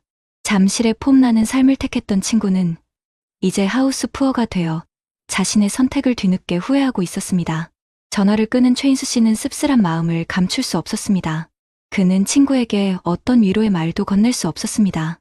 그 주 주말, 최인수 씨와 아내는 공항으로 향했습니다. 아들 내외가 결혼 선물에 대한 보답이라며 끊어준 베트남 다낭행 비행기 티켓이었습니다. 비행기 창밖으로 펼쳐진 푸른 하늘을 보며 최인수 씨는 아내의 손을 꼭 잡았습니다. 그의 손에는 번쩍이는 외제 차키도 강남 아파트 등기권리 증거 없었습니다. 하지만 그의 곁에는 평생을 함께한 아내의 따뜻한 손과 걱정 없이 기댈 수 있는 든든한 노후, 그리고 자랑스러운 아들이 있었습니다. 그는 남에게 보이기 위한 삶이 아닌 가족과 함께 웃을 수 있는 진짜 행복을 선택했습니다. 그것이야말로 그 어떤 화려한 옵션보다 값진 그의 인생 최고의 풀 패키지였습니다. 앞선 사례들을 잘 보셨나요? 이런 문제들과 관련해서 전문가들과 통계 자료를 소개해드리겠습니다. 사실 박영감님의 눈물은 그냥 한 개인의 슬픔이 아닙니다. 이게 바로 대한민국의 현실을 보여주는 통계거든요. 지금 우리나라 65세 이상 노인분들의 상대적 빈곤율이 몇 퍼센트인지 아십니까? 무려 38.2%입니다. 경제적으로 어렵다는 나라들 다 모아놓은 OECD 국가 중에서 압도적인 1등이에요. 10분 중에 4분은 1년에 1,879만 원도 채 못 버는 돈으로 살아가고 계시다는 뜻입니다. 정말 가슴 아픈 현실이죠. 전문가들은 이 노후 빈곤의 가장 큰 원인 중 하나로 바로 보여주기식 소비, 그러니까 과시적인 소비 습관과 돈으로 바꿀 수 있는 금융자산이 부족하다는 점을 꼽습니다. 박영감님이 20년 동안 냈던 그 번쩍이는 독일 차 할부금, 기름값, 보험료, 세금 같은 유지비는 그냥 돈만 쓴 게 아닙니다. 그 돈으로 만들 수 있었던 미래, 즉 기회비용을 통째로 날려버린 셈이죠. 만약에 친구분 말대로 한 달에 100만 원씩만 아껴서 20년 동안 연 5%짜리 상품에만 꾸준히 넣었어도 원금만 2억 4천만 원, 이자까지 합치면 4억 원이 넘는 목돈이 생겼을 겁니다. 그 돈이면 따님 결혼은 물론이고 두 분 노후 걱정은 한시름 덜 수 있었을 텐데 말입니다. 그런데 차만 문제일까요? 아닙니다. 집 때문에 속 썩는 분들도 정말 많습니다. 최 교사님 친구인 김 교사님 같은 분들이 바로 하우스푸어의 전형적인 모습이죠. 이것도 통계를 보면요. 우리나라 중년 이상 가구의 재산을 싹 다 들여다보면 그 중에 무려 80%가 부동산, 그러니까 집에 묶여 있다고 합니다. 집값은 올랐다고 하는데 정작 내 손에 줄 수 있는 현금이 없으니 이게 무슨 소용이냐는 한탄이 괜히 나오는 게 아니죠. 김 교사님이 집값은 그림의 떡이라고 하신 말씀이 딱 맞습니다. 퇴직하고 연금 받아서 생활하는데 해마다 꼬박꼬박 오르는 재산세 내고 아파트 관리비 내고 나면 손에 남는 게 없으니 힘드신 겁니다. 분명히 자산은 있는데 현금이 부족해서 생활은 쪼들리고 자식 결혼하는데 손 벌릴까봐 눈치만 보는 상황. 이게 바로 강남에 집 한 채 가진 수많은 김 교사님들의 현실입니다. 금융 전문가들은 한 목소리로 경고합니다. 부동산 자산을 연금처럼 받을 수 있게 바꾸거나 일부라도 팔아서 현금으로 만들지 않으면 아무리 비싼 집에 살아도 노후 생활의 질은 뚝뚝 떨어질 수밖에 없다고 말입니다. 그렇다면 해답은 어디에 있을까요? 바로 최 교사님의 현명한 선택에서 그 실마리를 찾을 수 있습니다. 최 교사님은 무언가 결정하기 전에 스스로에게 딱 한 가지 질문을 던졌다고 합니다. 이게 정말 최선인가? 남들 부러워하는 시선 대신에 우리 가족의 20년 뒤 미래를 선택한 거죠. 집이라는 든든한 부동산 자산을 마련하면서 동시에 매달 꾸준하게 펀드 같은 금융 자산을 함께 키워나갔습니다. 아들 결혼할 때 선뜻 1억 5천만 원을 내어줄 수 있었던 건 단순히 돈을 아껴서가 아닙니다. 바로 자산 배분의 힘을 알고 실천했기 때문이죠. 부동산에 모든 걸 쏟아붓지 않고 필요할 때 바로 꺼내 쓸 수 있는 현금 흐름을 만들어 둔 것이 그분의 평온한 노후를 만든 진짜 비결인 셈입니다. 통계적으로도 부동산과 금융자산을 균형 있게 가진 노년 가구의 삶의 만족도가 한쪽에만 치우친 가구보다 훨씬 높게 나타납니다. 결국 행복한 노후는 내가 재산을 얼마나 가졌는가가 아니라 어떻게 관리했는가에 달려있다는 뜻입니다. 그게 최선인가? 라는 친구의 질문을 우리 모두 가슴에 새기고 남의 시선이 아니라 진짜 나의 행복을 위한 똑똑한 선택을 하실 수 있도록 저희 채널이 앞으로 더 좋은 정보로 돕겠습니다. 그렇다면 앞선 사례들을 해결할 수 있는 방법은 무엇이 있을까요? 박영감님이나 김 교사님의 이야기가 단순히 두 분만의 문제일까요? 절대 그렇지 않습니다. 지금 영상을 보고 계시는 우리 시니어님들 중에서도 맞아, 내 얘기네 하시며 무릎을 치는 분들이 분명 계실 겁니다. 자식들 다 키우고 이제 좀 허리 펴고 살만하다 싶었는데 덩그러니 남은 집 한 채가 내 노후를 전부 책임져 주지는 못하는 현실. 또 막상 수중에 현금이 좀 생겨도 이걸 어떻게 해야 할지 막막해서 그저 통장에 넣어두고만 계시는 현실. 이게 바로 오늘날 대한민국 노년층이 겪고 있는 아주 보편적인 어려움입니다. 하지만 너무 걱정하지 마십시오. 우리가 몰라서 그렇지 찾아보면 길이 다 있습니다. 나라에서 그리고 우리가 사는 이 지역 사회에서 이런 우리들의 어려움을 해결해주기 위해 이미 다양한 제도들을 마련해두고 있거든요. 오늘은 바로 그 이야기를 좀 해드리려고 합니다. 우선 김 교사님처럼 평생 모은 자산이 전부 집에만 묶여 있어서 그림의 떡처럼 느껴지시는 분들, 이런 분들을 우리가 하우스푸어라고 부르지 않습니까? 매달 꼬박꼬박 나가는 건강보험료나 재산세는 부담스러운데 당장 손에 쥔 현금은 부족해서 생활이 팍팍하게 느껴지시는 분들께는 주택연금이라는 아주 좋은 해결책이 있습니다. 영모기지론이라고도 불리는데요. 말이 조금 어려울 수 있지만 아주 간단한 원리입니다. 내가 지금 살고 있는 이 집을 담보로 맡기고 이걸 담보로 해서 매달 꼬박꼬박 연금을 받는 겁니다. 그것도 내가 세상을 떠날 때까지 평생 받을 수 있습니다. 국가가 보증하는 아주 안전한 금융상품인 셈이죠. 자격 조건도 그렇게 까다롭지 않습니다. 부부 두 분 중에 한 분이라도 나이가 만 55세 이상이시고 두 분이 가진 주택 가격을 모두 합쳐서 공시가격 기준으로 12억 원만 넘지 않으면 신청하실 수 있습니다. 이 주택연금의 가장 큰 장점은 뭐니 해도 내가 평생 살아온 정든 내 집에서 계속 살 수 있다는 점입니다. 이사 갈 걱정 없이 내 집에서 편안하게 살면서 매달 통장에 따박따박 돈이 들어오니 얼마나 마음이 편안하겠습니까? 이렇게 평생 연금을 받다가 부부가 모두 세상을 떠나게 되면 그때 가서 주택금융공사가 집을 처분해서 그동안 지급했던 연금과 이자를 한 번에 정산하는 방식입니다. 여기서 또 중요한 점이 있습니다. 집을 팔아서 연금을 갚고도 돈이 남으면 그건 당연히 우리 자녀들에게 상속이 되고요. 혹시라도 집값이 떨어져서 연금 받은 것보다 돈이 모자라더라도 자녀들에게 추가로 돈을 내라고 요구하지 않습니다. 부족한 부분은 국가가 책임지는 구조니까 자식들한테 빚을 물려줄까봐 걱정할 필요가 전혀 없는 겁니다. 우리 김 교사님처럼 집값은 그림의 떡이라며 생활고를 겪는 상황에서 이 주택연금이야말로 묶여있는 자산을 현금으로 바꿔서 숨통을 틔워주는 정말 실질적인 대안이 될 수 있습니다. 각종 세금이나 관리비 부담도 덜고 자녀들에게 아쉬운 소리 하지 않고도 품위 있는 노후를 보낼 수 있게 되는 것이죠. 많은 금융 전문가들이 항상 지적하는 것이 바로 이 부분입니다. 우리나라 노년층은 자산의 대부분이 부동산에 쏠려 있어서 위험하다고요. 주택연금은 바로 이 묶인 자산을 흐르는 현금으로 바꿔서 삶의 질을 눈에 띄게 개선할 수 있는 가장 현실적이고 안정적인 정책이라고 입을 모아 이야기합니다. 이제는 자녀에게 무조건 집을 물려줘야 한다는 부담감에서 조금 벗어나서 내 노후를 내가 주도적으로 책임지는 현명한 선택을 고민해봐야 할 때입니다. 다음으로 우리 박 영감님 사례를 한번 볼까요? 당장 눈앞에 좋은 차 때문에 노후 준비의 기회를 놓치고 막상 여윳돈이 생겨도 투자는 무서워서 아무것도 못하는 이런 금융 문맹 상태. 이것도 정말 심각한 문제입니다. 하지만 이건 역시 혼자서 끙끙 앓을 필요가 없습니다. 정부와 각 지방자치단체에서 우리 시니어들을 위해 체계적인 금융교육과 상담 서비스를 이미 많이 제공하고 있거든요. 가장 대표적인 것이 바로 국민연금공단에서 운영하는 노후준비 서비스입니다. 이건 전 국민 누구나 무료로 이용할 수 있는 아주 좋은 제도입니다. 가까운 국민연금공단 지사에 찾아가기만 하면 재무 전문가가 내 현재 재무 상태를 아주 꼼꼼하게 진단해주고 국민연금뿐만 아니라 퇴직연금, 개인연금까지 다 합쳐서 종합적인 은퇴 설계 컨설팅을 해줍니다. 박 영감님이 친구 조언대로 차를 팔고 남은 월 100만 원을 어떻게 해야 할지 몰라서 막막해했을 때 바로 이곳을 가장 먼저 찾아갔어야 하는 겁니다. 전문가와 얼굴을 마주하고 상담을 받다 보면 막연했던 불안감이 사라지고 구체적으로 무엇을 해야 할지 실천 계획을 세울 수 있게 되는 것이죠.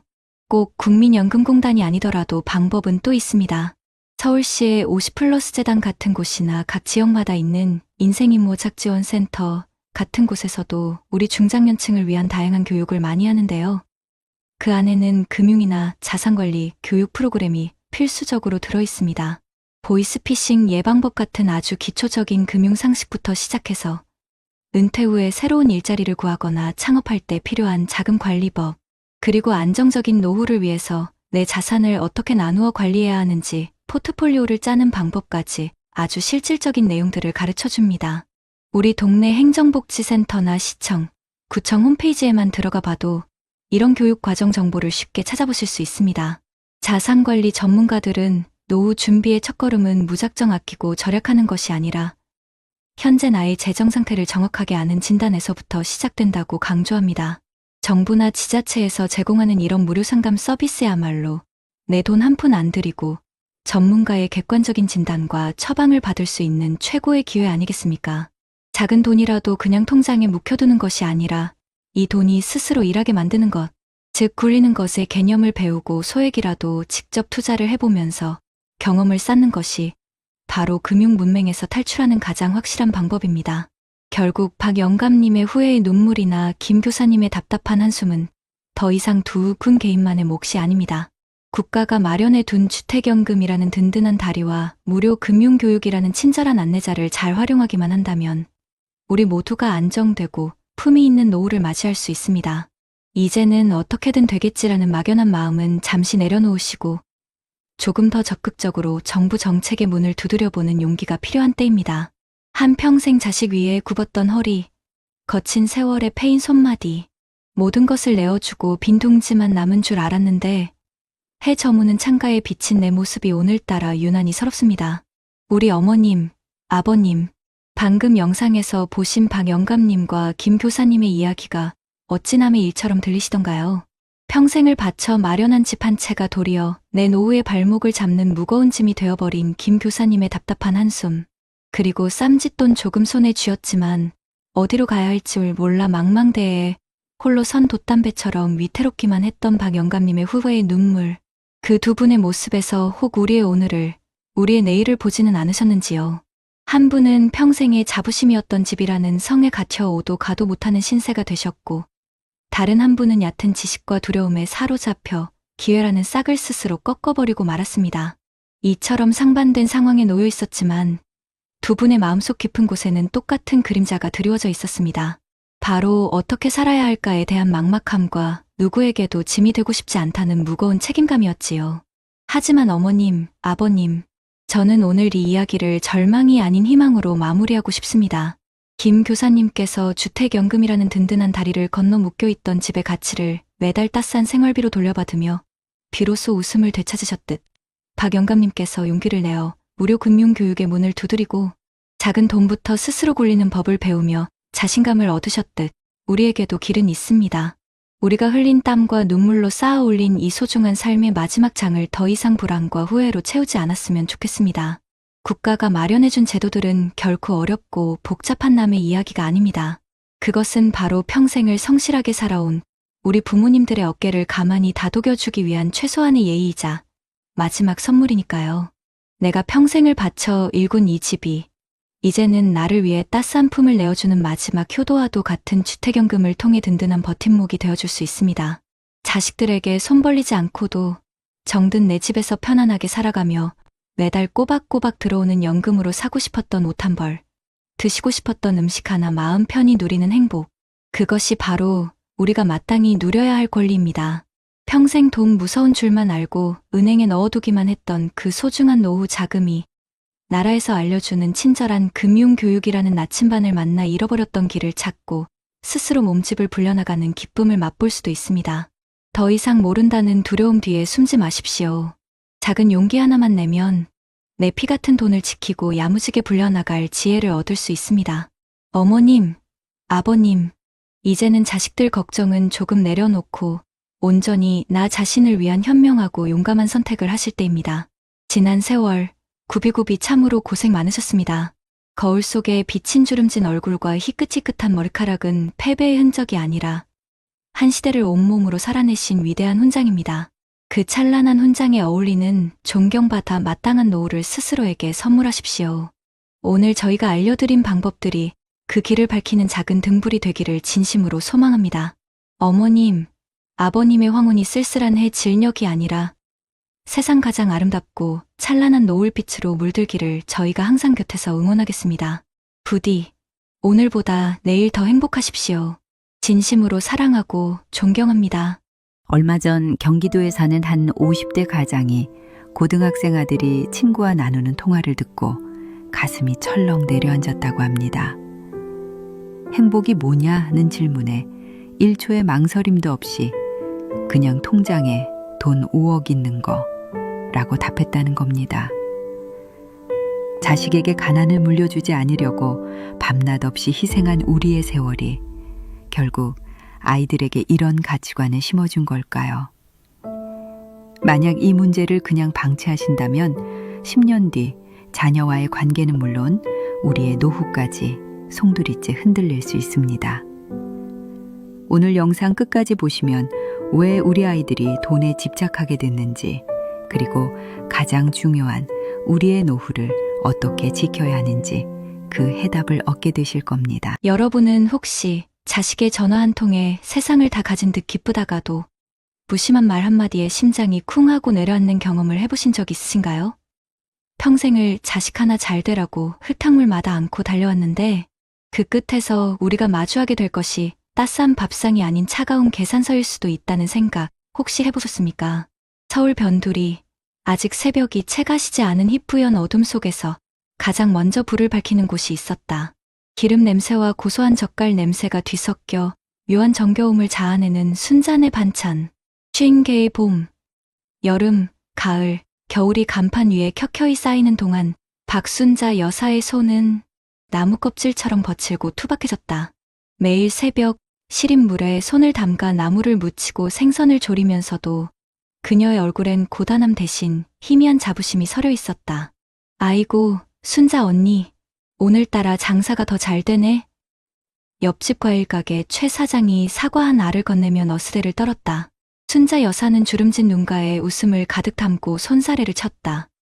무슨, 우리 아들 오늘 생일이라 겸사겸사 일찍 나왔지. 저녁에 갈비찜 해먹이려면 좋은 고기 미리 봐둬야 혀. 아따, 민호는 좋겠네. 펀드 매니저 아들 둔 덕에 언니도 이제 좀 쉬엄쉬엄하지. 쉬긴 뭘 쉬어. 저놈 장가 보내고 손주 볼 때까지는 꼼짝없이 이 자리를 지켜야지.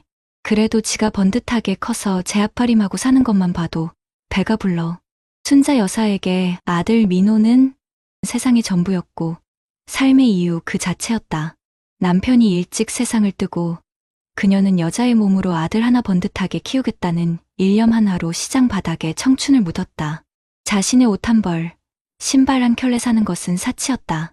달아빠진 고무장갑 너머로 스며드는 찬물에 손마디가 시큰거릴 때도, 뜨거운 기름이 팔뚝에 튀어 화끈거릴 때도 민호의 책상 위에 놓일 참고서와 문제집을 생각하며 이를 악물었다. 돈 없어서 서름당하는 일은 내 대에서 끝내자. 내 아들은 기죽지 않고 떵떵거리며 살게 해주자. 그것이 그녀의 유일한 기도이자 주문이었다. 그렇게 키운 아들은 과연 그녀의 자랑이 되었다. 명문대를 졸업해 여의도 증권가에서 잘나가는 펀드 매니저가 되었고 의사 며느리를 얻어 강남의 번듯한 아파트에 살았다. 1년에 고작 서너 번 얼굴 보기가 힘들었지만 순자 여사는 그것조차 아들의 성공이 가져다준 당연한 바쁨이라 여기며 스스로를 위로했다. 전화기 너머로 들려오는 아들의 무뚝뚝한 목소리에도 그래, 바쁜데 어미한테 신경 쓸 시간이 어디 있겠냐.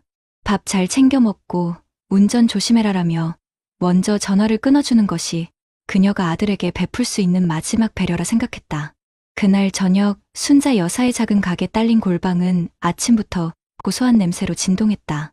새벽 시장에서 가장 좋은 갈빗대를 골라 정성껏 핏물을 빼고 손수 말린 표고버섯과 통통한 밤을 넣어 달짝지근하게 조려냈다. 아들이 좋아하는 잡채와 호박전까지 좁은 밥상 위는 임금님 수라상 부럽지 않게 그득하게 채워졌다. 약속한 7시가 조금 넘어 검은색 외제차 한 대가 좁은 골목길로 위태롭게 들어섰다. 어머니, 늦었습니다. 민호는 값비싼 양복 차림 그대로 현관에 들어섰다. 뒤따라 들어온 며느리는 익숙지 않은 시장 골목에 공기가 불편한 듯 어색한 미소를 지었고 교복을 입은 손자 준서는 귀에 꽂은 이어폰을 뺄 생각도 하지 않은 채 소파에 털썩 주저앉았다. 아이고, 우리 강아지 왔어? 공부하느라 힘들지.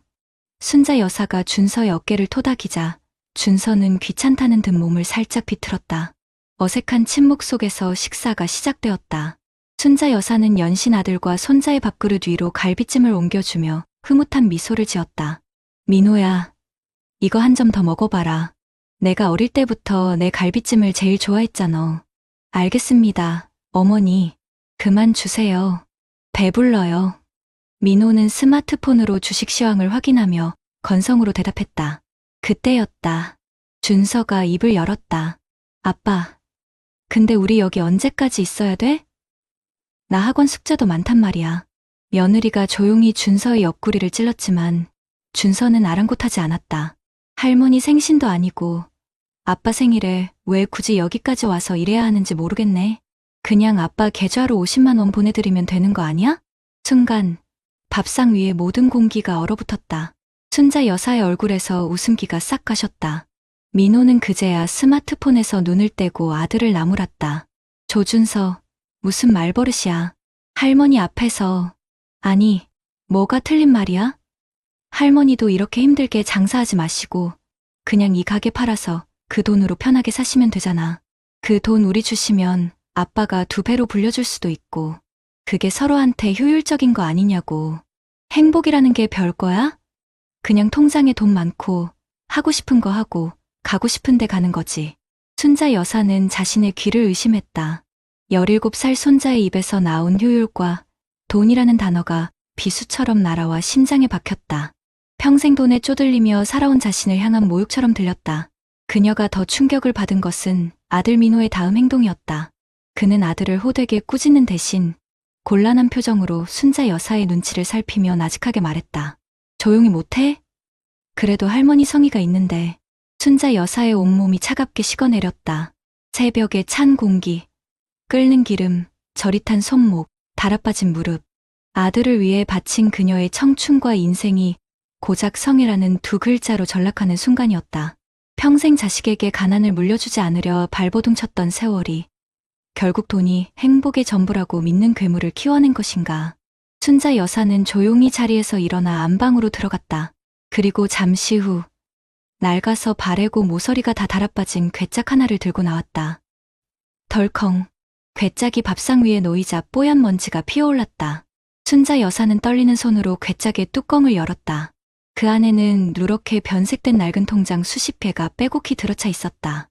1980년대부터 시작된, 이제는 사라진 은행의 이름이 찍힌 통장들이었다.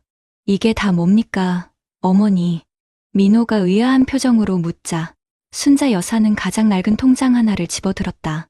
그녀의 목소리는 물기를 머금은 채가늘게 떨리고 있었다. 민호야, 내가 초등학교 들어갈 때 내 책가방 사주려고 엄마가 사흘 밤낮으로 콩나물 다듬어서 처음 만든 통장이다. 그녀는 다른 통장을 꺼내 들었다. 이건 내가 중학교 때 농구화 사달라고 조를 때 남의 가게 김장 품앗이에서 만든 거고, 이건 내 대학 등록금 모으려고 내 위장병 약값 아껴가며 한 푼 두 푼 모았던 통장이야. 통장은 한 권 한 권 민호의 성장사이자 순자 여사의 희생이 역사였다. 통장 안에는 5,000원, 10,000원 같은 작은 숫자들과 함께 우리 아들 등록금, 아들 과외비라고 서툰 글씨로 적힌 메모가 희미하게 남아있었다. 순자 여사는 아들의 눈을 똑바로 쳐다보았다. 평생 아들 앞에서 굽어있던 그녀의 허리가 그 순간만큼은 꼿꼿했다. 눈물이 주름진 뺨을 타고 쉴 새 없이 흘러내렸다.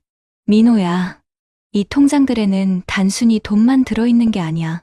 너를 키우기 위해 굶었던 내 저녁밥이, 달아빠진 내 손마디가, 잠 못 자고 뜬 눈으로 지새운 내 젊음이 전부 여기 들어있다. 나는 너한테 가난을 물려주기 싫어서, 돈 때문에 기죽는 서름을 겪게 하기 싫어서, 그래서 평생을 이렇게 살았다. 그런데 그게 고작 돈이었니? 내게는, 그리고 내 손주에게는 이게 그냥 숫자에 불과했어?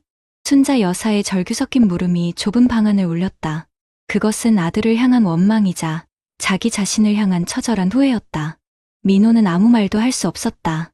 낡은 통장들 위로 떨어지는 어머니의 눈물방울이 마치 용암처럼 뜨겁게 느껴졌다. 그는 단 한 번도 어머니의 삶을 숫자가 아닌 다른 것으로 생각해 본 적이 없었다. 어머니의 희생은 당연한 것이었고 그 희생의 결과물인 자신의 성공만이 중요했다. 어머니가 평생 지켜온 저 시장 가게는 그저 처분해야 할 낡은 부동산이었고, 어머니의 고생은 빨리 청산해야 할 비효율적인 과거일 뿐이었다. 아들 준서의 말은 사실 지난 수년간 자신이 속으로만 생각해왔던 것을 그대로 내뱉은 것에 불과했다. 뭐니? 제가, 그는 차마 잘못했다는 말을 꺼내지 못하고 고개를 떨궜다. 그의 눈에도 뜨거운 것이 차올랐다. 아내는 안절부절 못했고 철없던 손자 준서의 얼굴에도 당혹감과 미안함이 뒤섞인 복잡한 표정이 스쳐 지나갔다. 순자 여사는 더 이상 아무 말도 하지 않았다. 그저 낡은 통장들을 가만히 쓸어볼 뿐이었다. 그 손길에는 아들을 향한 애증과 자신의 삶에 대한 깊은 허망함이 함께 묻어 있었다. 그날 밤, 민호 가족이 돌아간 텅 빈 방에 홀로 남은 순자 여사는 차갑게 식어버린 갈비찜을 물끄러미 바라보았다. 평생을 바쳐 쌓아올린 탑이 한순간에 무너져 내린 것 같았다. 우리는 자식에게 더 많은 것을 물려주기 위해, 더 나은 삶을 살게 해주기 위해 앞만 보고 달려왔다. 하지만 정작 돈보다 더 소중한 가치, 보이지 않는 것들의 소중함을 가르치는 데는 인색하지 않았을까. 어쩌면 우리 아이들이 돈을 행복의 첫 번째 조건으로 꼽게 된 것은 돈을 벌기 위해 삶의 다른 모든 소중한 것들을 희생하는 우리 부모들의 뒷모습을 보고 자랐기 때문일지도 모른다. 오늘 밤 여러분의 자녀에게 그리고 손주들에게 한번 물어봐 주시길 바란다. 얘야, 너에게 행복은 무엇이니? 그리고 그 대답을 우리는 과연 어떤 마음으로 들을 수 있을지 깊이 생각해봐야 할 시간이다. 여러분 어떠시나요? 위의 사례는 정말 비참하고 서글픈 인생 아닌가요? 하지만 지금부터 소개해드리는 사례는 정반대의 선택으로 행복한 노후를 보내고 있는 분을 소개해드리겠습니다. 경기도 고양시의 한적한 아파트 단지. 겨울 햇살이 거실 깊숙이 스며드는 오후, 이정숙 여사는 나 화초에 물을 주며 잔잔한 클래식 음악을 듣고 있었다. 30여 년간 중학교 역사 교사로 교편을 잡았던 그녀의 얼굴에는 깐깐했던 교감 선생님 시절의 흔적 대신 여유와 평온함이 가득했다. 매달 어김없이 통장에 들어오는 320만 원의 공무원 연금은 그녀의 노후를 지탱하는 든든한 기둥이자 스스로의 삶을 오롯이 지켜낸 훈장이었다. 그녀에게는 어엿한 중견기업 부장인 아들 현우와 초등학교 교사인 딸 서연이 있지만 정숙 여사의 휴대전화 사진첩에는 자식들 사진만큼이나 그녀가 직접 바꾼 난초 사진과 얼마 전 다녀온 경주 남산 답사길에서 친구들과 찍은 사진들로 가득했다. 그녀의 삶은 자식이라는 태양 주변을 맴도는 행성이 아니라 스스로 빛을 내는 단단한 항성이었다. 물론 그녀의 인생에도 먹구름이 드리웠던 순간이 있었다. 즈음으로부터 10여 년 전 남편과 사별하고 홀로 적적함을 달래던 어느 주말이었다. 당시 대기업을 다니다 야심차게 사표를 던진 아들 현우가 잔뜩 상기된 얼굴로 그녀를 찾아왔다. 유망한 IT 스타트업을 시작하려는데 초기 자본금이 턱없이 부족하다는 것이었다. 현우는 사업계획서가 담긴 두툼한 서류 뭉치를 내밀며 어머니 앞에 무릎을 꿇었다. 어머니, 딱 3년만 믿고 도와주세요. 지금 살고 계신 이 아파트를 담보로 대출만 받게 해주시면 제가 3년 안에 2배, 3배로 갚겠습니다. 이건 제 인생이 걸린 기회입니다. 아들의 눈은 간절함으로 이글거렸다. 평생을 성실하게 살아온 아들의 첫 번째 도전이자 어쩌면 마지막일지 모르는 부탁이었다.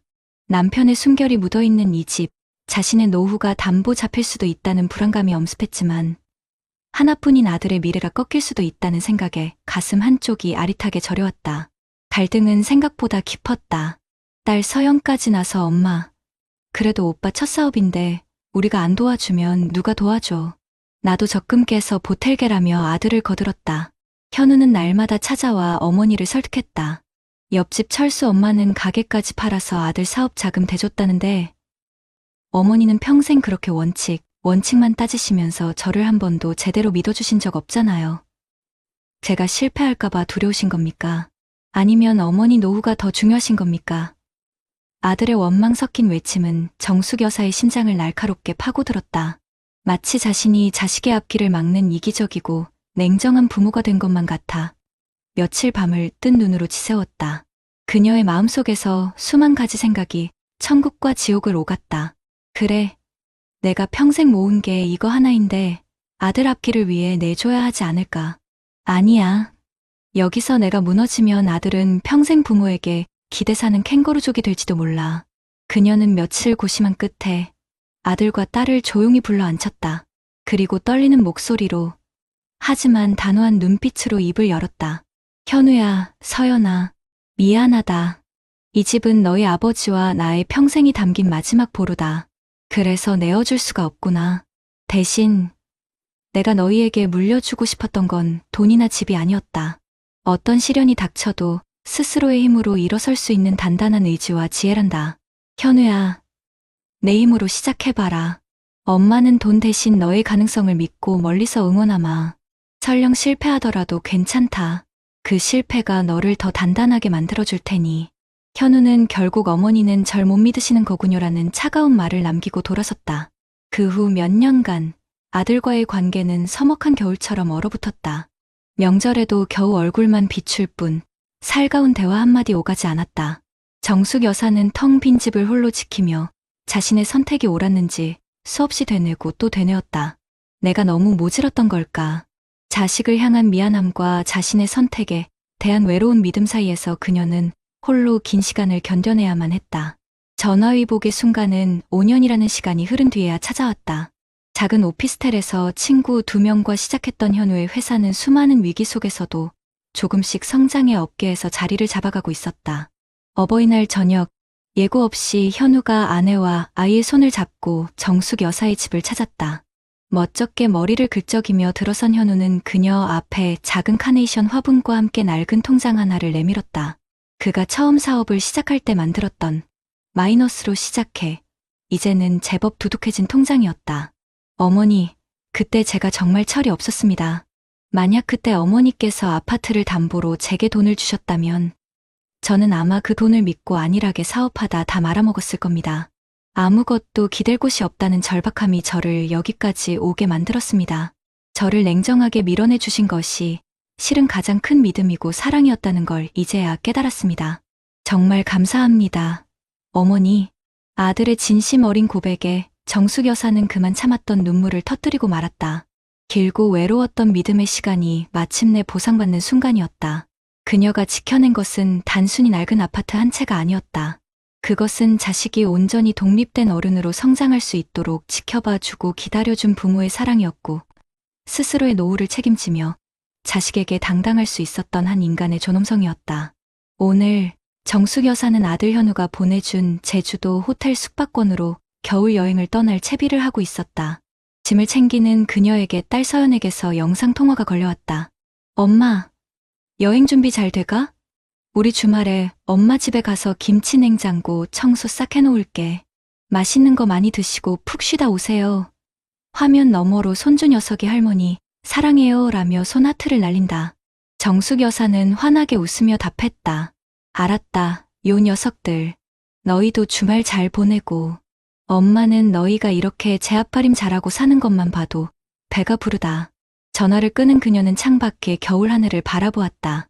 자식의 인생에 자신의 모든 것을 쏟아붓는 것만이 사랑의 유일한 증명 방식은 아닐 것이다.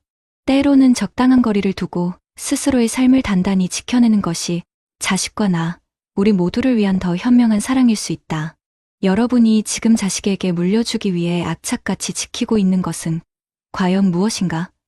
그것이 훗날 자식의 발목을 잡는 무거운 짐이 될지, 아니면 스스로의 길을 개척해 나가는데 필요한 지혜의 등불이 될지, 오늘 한번 깊이 고민해 보시는 것은 어떨까? 앞선 사례들을 잘 보셨나요? 이런 문제들과 관련해서 전문가들과 통계 자료회를 소개해 드리겠습니다. 우리가 평생 자식만 바라보고 헌신했는데 그 결과가 자녀의 독립을 막고 나의 노후를 위협하는 비극으로 이어진다면 얼마나 허망하겠습니까? 앞서 보신 순자 여사님의 눈물은 결코 개인만의 이야기가 아닙니다. 우리나라의 현실을 보여주는 가슴 아픈 통계들이 이를 증명하고 있습니다. 2023년 기준으로 우리나라 65세 이상 노인 인구의 상대적 빈곤율이 무려 38.2%라고 합니다.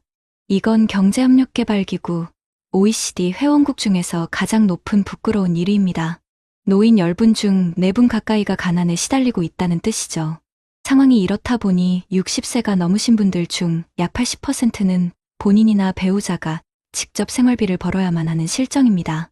평생 일하고도 쉴 수가 없는 겁니다. 그런데 왜 이렇게까지 노후가 힘들어졌을까요? 가장 큰 원인 중 하나로 바로 자녀 지원이 꼽힙니다. 한 연구소에서 조사를 해보니 5,060세대 부모님들 1,000명 중에 75.7%가 자녀에게 목돈을 지원한 경험이 있었는데 그 금액이 평균 5,847만 원에 달했습니다. 어디 목돈뿐이겠습니까? 성인 자녀와 함께 사는 부모님들의 74.8%는 매달 평균 73만 원의 생활비를 자녀에게 주고 계셨습니다. 내 노후 자금을 야금야금 파먹고 있는 셈이죠. 이게 바로 노후 파산으로 가는 지름길이라고 전문가들은 경고합니다. 요즘 캥거루족이라는 말 많이 들어보셨죠? 학교를 졸업하고도 경제적으로 독립하지 못하고 부모에게 의지하는 자녀들을 말하는데요. 통계를 보면 19세에서 49세 사이에 결혼하지 않은 분들 중 64.1%가 부모님과 함께 살고 있고 따로 살아도 성인 자녀의 64.7%가 부모로부터 경제적 지원을 받은 경험이 있다고 합니다. 정말 심각한 수준이죠. 부모 마음이야 당장 자식이 힘드니까 도와주고 싶겠지만 장기적으로 보면 이게 자녀의 자립심을 꺾어버리고 결국 부모와 자식 모두를 불행하게 만드는 독이 될 수 있다는 겁니다. 그런데 더 무서운 사실이 있습니다. 우리가 이렇게 피땀 흘려 자식들을 지원하는 동안 우리 아이들은 행복을 어디서 찾고 있을까요? 최근 한 조사 결과를 보고 저는 정말 충격을 받았습니다. 우리나라 청소년들에게 행복하기 위해 가장 필요한 게 뭐냐고 물었더니 절반에 가까운 49.6%가 돈이라고 대답했습니다. 친구나 가족과의 좋은 관계를 꼽은 다른 나라 청소년들과는 너무나 다른 결과입니다. 다른 나라 청소년들은 돈이 필요하다고 답한 비율이 8.8%에 불과했습니다. 더 가슴 아픈 건 초등학생보다 중학생, 중학생보다 고등학생이 될수록 돈이 더 중요하다고 생각한다는 겁니다. 우리 사회의 치열한 경쟁과 물질 만능주의가 아이들을 그렇게 만들었고, 어쩌면 우리 부모 세대의 불안감이 아이들에게 그대로 대물림된 것일지도 모릅니다. 결국 돈이 없으면 불행하다는 생각이 아이들의 행복지수를 OECD, 국가 중 최하위 수준으로 떨어뜨린 겁니다. 그렇다면 우리는 어떻게 해야 할까요? 앞서 보신 이정숙 여사님의 지혜로운 선택에서 그의 답을 찾을 수 있습니다. 전문가들은 가장 먼저 부모가 자신의 노후 기본선부터 단단하게 지켜야 한다고 입을 모읍니다. 한 은퇴 설계 전문가는 우리 자산을 3개의 구역으로 나눠 관리하라고 조언합니다. 첫 번째는 내 기본 생활비를 위한 레드존, 두 번째는 자녀 지원 등을 위한 옐로우존, 세 번째는 여유, 자금을 위한 그린존입니다. 여기서 가장 중요한 건 레드존이 완전히 확보되기 전에는 절대 옐로우존에 돈을 쓰면 안 된다는 겁니다. 자녀 지원은 내 노후가 보장된 후에 남은 자산의 일부로만 해야 한다는 거죠. 그것도 무작정 퍼주는 게 아니라 4년 총액 계약처럼 기간과 한도를 정해서 지원하고 그 과정에서 자녀가 스스로 돈의 가치와 책임감을 배우도록 해야 합니다. 이제는 돈을 직접 쥐어주는 방식에서 벗어나 자녀가 스스로 문제를 해결하고 자립할 수 있도록 방향을 알려주는 역할로 바뀌어야 합니다. 그리고 육체적인 탯줄을 끊었듯이 이제는 정서적인 탯줄도 끊어내야 합니다. 자식 인생에 너무 깊이 관여하기보다는 명확한 경계를 설정하고 서로를 독립된 인격체로 존중하는 관계로 나아가야 합니다. 자녀가 독립한 후에는 우리 부모님들도 각자의 삶에 집중하셔야 합니다. 새로운 취미를 찾고 친구들을 만나며 바쁘게 살아가시는 모습이야말로 자녀의 진정한 성장을 돕고 부모님의 안정된 노후를 만드는 가장 확실한 방법입니다. 오늘날 부모와 자식의 관계는 과거와는 완전히 달라졌습니다. 모든 걸 희생하고 내어주는 것만이 사랑이라는 생각은 때로 우리 모두를 불행하게 만들 수 있습니다. 순자 여사님의 후회의 눈물과 정숙 여사님의 단호한 지혜는 우리에게 묻고 있습니다. 우리는 과연 자식에게 무엇을 물려주려 하는가? 그것이 훗날 자식의 발목을 잡는 무거운 짐이 될지, 아니면 스스로의 길을 개척하는 데 필요한 지혜의 등불이 될지, 이제는 우리 모두 깊이 고민해야 할 때입니다. 부모가 자신의 삶을 당당하게 지켜낼 때 자녀 또한 건강하게 자립할 수 있고 그것이 바로 우리 모두에게 가장 행복한 노후를 선물할 것입니다.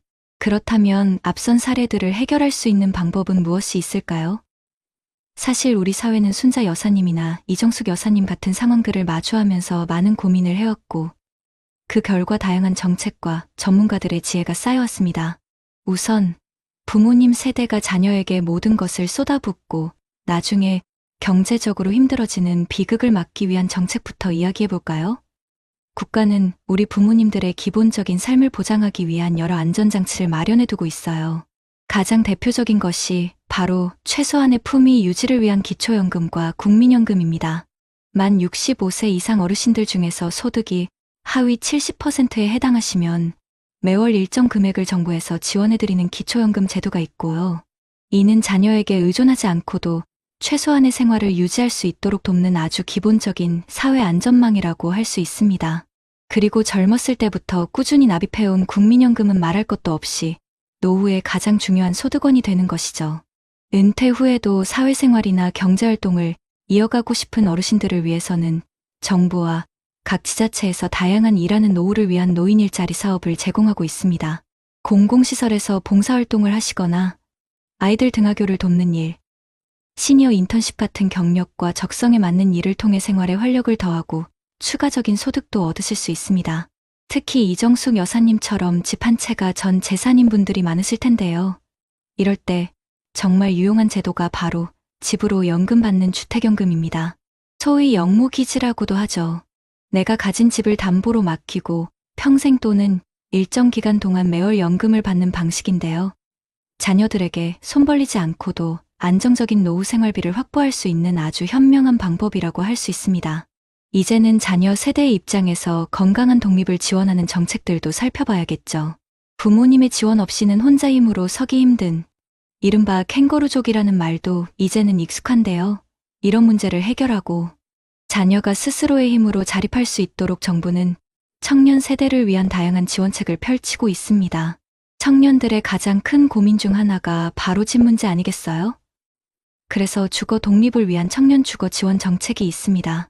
청년 월세 특별 지원이나 버팀목 전세자금 대출, 청년 맞춤형 공공임대주택 같은 다양한 정책들이 시행되고 있어서 자녀들이 부모님께 큰 돈을 의지하지 않고도 자신만의 보금자리를 마련하고 독립의 첫걸음을 뗄 수 있도록 돕고 있습니다. 또 경제적인 자립 기반을 마련하는데 도움을 주기 위한 경제적 자립 기반을 위한 청년 자산 형성 지원 사업들도 많이 있습니다. 예를 들어 서울시의 희망 2배 청년 통장이나 정부의 청년 내일 채용 공제 같은 제도들이 있는데요. 청년들이 꾸준히 저축을 하면 정부가 일정 금액을 더 보태주어서 목돈을 마련할 수 있도록 돕는 제도입니다. 이는 부모님의 도움 없이도 결혼 자금이나 산업 자금 같은 미래를 준비할 수 있는 든든한 발판이 되어줄 겁니다. 이런 정책적인 지원과 더불어 부모님과 자녀 모두의 생각과 인식이 바뀌는 것이 정말 중요하다고 전문가들은 이야기합니다. 전문가들이 어떤 조언들을 하는지 들어볼까요? 먼저 자산의 빨간 선을 그어라는 삼선 자산관리라는 조언이 있습니다. 한국은 퇴설계연구소의 강창희 대표님은 노후 자산을 3가지 구역으로 나누어 관리하라고 말씀하시는데요. 첫 번째는 아리디선, 즉 위험구역입니다. 이건 바로 나 자신의 기본적인 노후 생활비예요.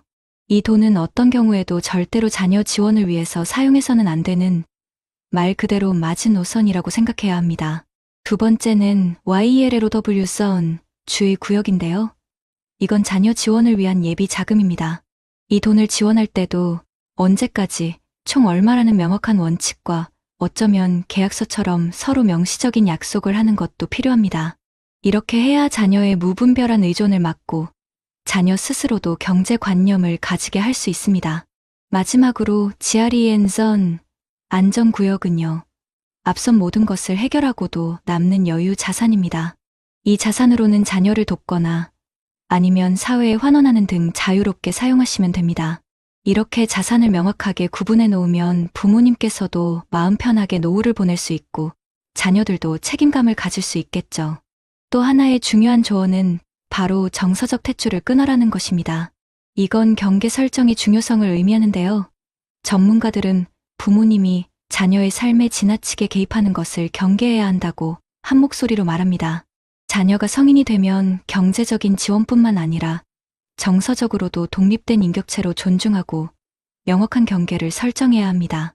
이는 자녀가 스스로의 삶을 책임지는 어른으로 성장하게 할 뿐만 아니라 부모님 역시 자녀 걱정에서 벗어나 자신의 삶에 온전히 집중할 수 있게 합니다.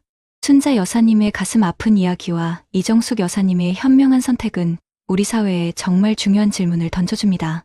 더 이상 부모님의 무조건적인 희생이 미덕이 아닌 시대입니다. 이제는 정부의 든든한 정책들을 디딤돌 삼아서 부모님은 스스로의 노후를 책임지시고 자녀들은 건강하게 자립할 수 있도록 지원해야 합니다. 이처럼 부모님과 자녀가 각자의 삶을 존중하면서 서로를 응원하는 건강한 거리, 그게야말로 우리 모두가 진정으로 행복해지는 길일 것입니다. 세월의 강물 흐르듯 부모의 사랑은 마르지 않는 샘물 같아 자녀에게 흘렀네. 허리 굽는 줄 모르고 오직 자식 위에 뜨거운 심장 바쳐 꽃 피웠건만 어느 날 문득 돌아보니 빈손에 찬바람만. 하지만 이제는 알리라. 사랑의 진정한 깊이, 자신을 잃지 않는 지혜로 다시 피어나 함께 걷는 길, 서로의 빛이 되어주는 아름다운 노을빛 인생을. 우리는 오늘 순자 여사님과 이정숙 여사님의 이야기를 통해 우리 시대 부모님과 자녀의 깊은 고민을 함께 들여다보았습니다. 자식에게 모든 것을 쏟아붓고도 쓸쓸함과 허탈감에 눈물 짓던 순자 여사님의 뒷모습은 우리의 가슴을 저미게 합니다. 자녀를 향한 한없는 사랑이 때로는 자신을 잃게 만들고 그 사랑이 오히려 자녀에게 무거운 짐이 될 수도 있다는 가슴 아픈 현실을 마주하게 했습니다. 부모님의 희생이 미덕처럼 여겨지던 시절, 그 아름다운 헌신이 결국은 스스로의 노후를 위태롭게 하는 비극으로 이어지는 모습에 많은 분들이 깊은 탄식을 내쉬셨을 것입니다. 하지만 동시에 우리는 또 다른 희망의 불꽃을 보았습니다. 스스로의 삶을 지키며 자녀와 건강한 관계를 맺음으로써 더욱 단단하고 행복한 노후를 만들어 가신 이정숙 여사님의 현명한 선택 말입니다. 자녀를 향한 사랑의 크기는 순자 여사님과 다르지 않았지만 그 사랑을 표현하는 방식과 삶의 지혜가 전혀 다른 결과를 만들었습니다. 당신의 자산을 지혜롭게 관리하고 자녀가 스스로 설 수 있도록 돕되 지나치게 개입하지 않는 정서적 탯줄 끊기를 통해 이정숙 여사님은 자신과 자녀 모두에게 진정한 자유와 행복을 선물하셨습니다. 그 모습은 우리에게 이제는 부모의 무조건적인 희생만이 사랑의 전부가 아니다라고 조용히 그러나 단호하게 이야기해주고 있습니다. 사랑하는 시청자 여러분, 우리는 순자 여사님처럼 가슴 아픈 길을 걷고 싶지 않습니다. 50대, 60대, 70대의 우리 모두는 이정숙 여사님처럼 당당하고 빛나는 노년, 서로를 존중하며 함께 웃을 수 있는 행복한 황혼을 맞이하고 싶습니다. 그러기 위해 오늘 우리가 함께 나눈 이야기들을 결코 잊어서는 안 됩니다.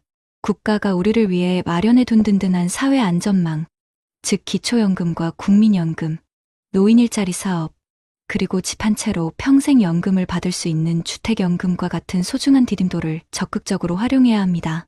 더 이상 자녀에게 모든 것을 기대거나 의지하려 하기보다 스스로의 삶을 책임지고 풍요롭게 가꿀 수 있는 기반을 단단히 다져야 합니다. 이는 결코 이기적인 것이 아닙니다.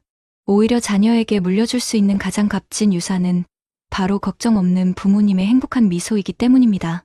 그리고 우리의 자산을 레드존, 옐로우존, 그린존으로 나누어 현명하게 관리하라는 강창희 대표님의 삼선, 자산관리, 조언은 우리의 삶에 빨간불이 켜지지 않도록 막아줄 강력한 등대가 되어줄 것입니다.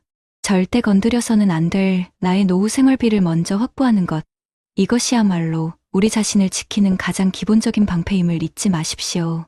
자녀에게 지원할 때는 명확한 원칙과 약속을 세워 서로가 책임을 가지도록 하는 지혜가 필요합니다. 무엇보다 중요한 것은 정서적 탯줄을 끊어라는 전문가들의 조언처럼 자녀와의 관계에서 건강한 경계를 세우는 용기입니다. 자녀가 성인이 되었다면 그들이 스스로의 삶을 책임지는 독립된 인격체로 존중해 주어야 합니다. 경제적인 지원뿐만 아니라 정서적으로도 적절한 거리를 유지하며 자녀가 부모의 그늘에서 벗어나 자신만의 빛을 낼 수 있도록 응원해야 합니다. 이 건강한 거리가 비로소 부모님과 자녀 모두에게 진정한 자유와 행복을 가져다 줄 것입니다. 사랑하는 시청자 여러분, 우리 앞에는 아직 많은 세월이 남아 있습니다. 이 시간들을 어떻게 채워나갈지는 오롯이 우리의 선택에 달려 있습니다. 부모님은 자녀의 든든한 뿌리가 되어주되 그 뿌리가 자녀의 성장을 가로막는 그늘이 되지 않고 자녀는 부모의 삶을 풍요롭게 하는 소중한 열매가 되어주되 결코 부모의 짐이 되지 않는 아름다운 동행을 꿈꿔봅니다. 서로의 삶을 존중하며 때로는 눈물로 때로는 웃음으로 함께할 그 귀한 시간을 위해 지금부터라도 작은 변화를 시작해보는 건 어떨까요? 지금 이 순간에도 삶의 무게에 어깨가 무거운 모든 부모님들께 그리고 부모님의 사랑 앞에서 건강한 독립의 길을 찾는 모든 자녀분들께 저희 채널은 늘 곁에서 힘이 되어드리겠습니다. 우리는 혼자가 아닙니다. 함께 이 길을 걸으며 마침내 찬란한 행복을 찾아낼 것입니다. 부모와 자녀가 서로의 삶을 축복하며 각자의 자리에서 가장 빛나는 노을빛 인생을 만들어가기를 진심으로 응원합니다. 사랑합니다. 그리고 존경합니다.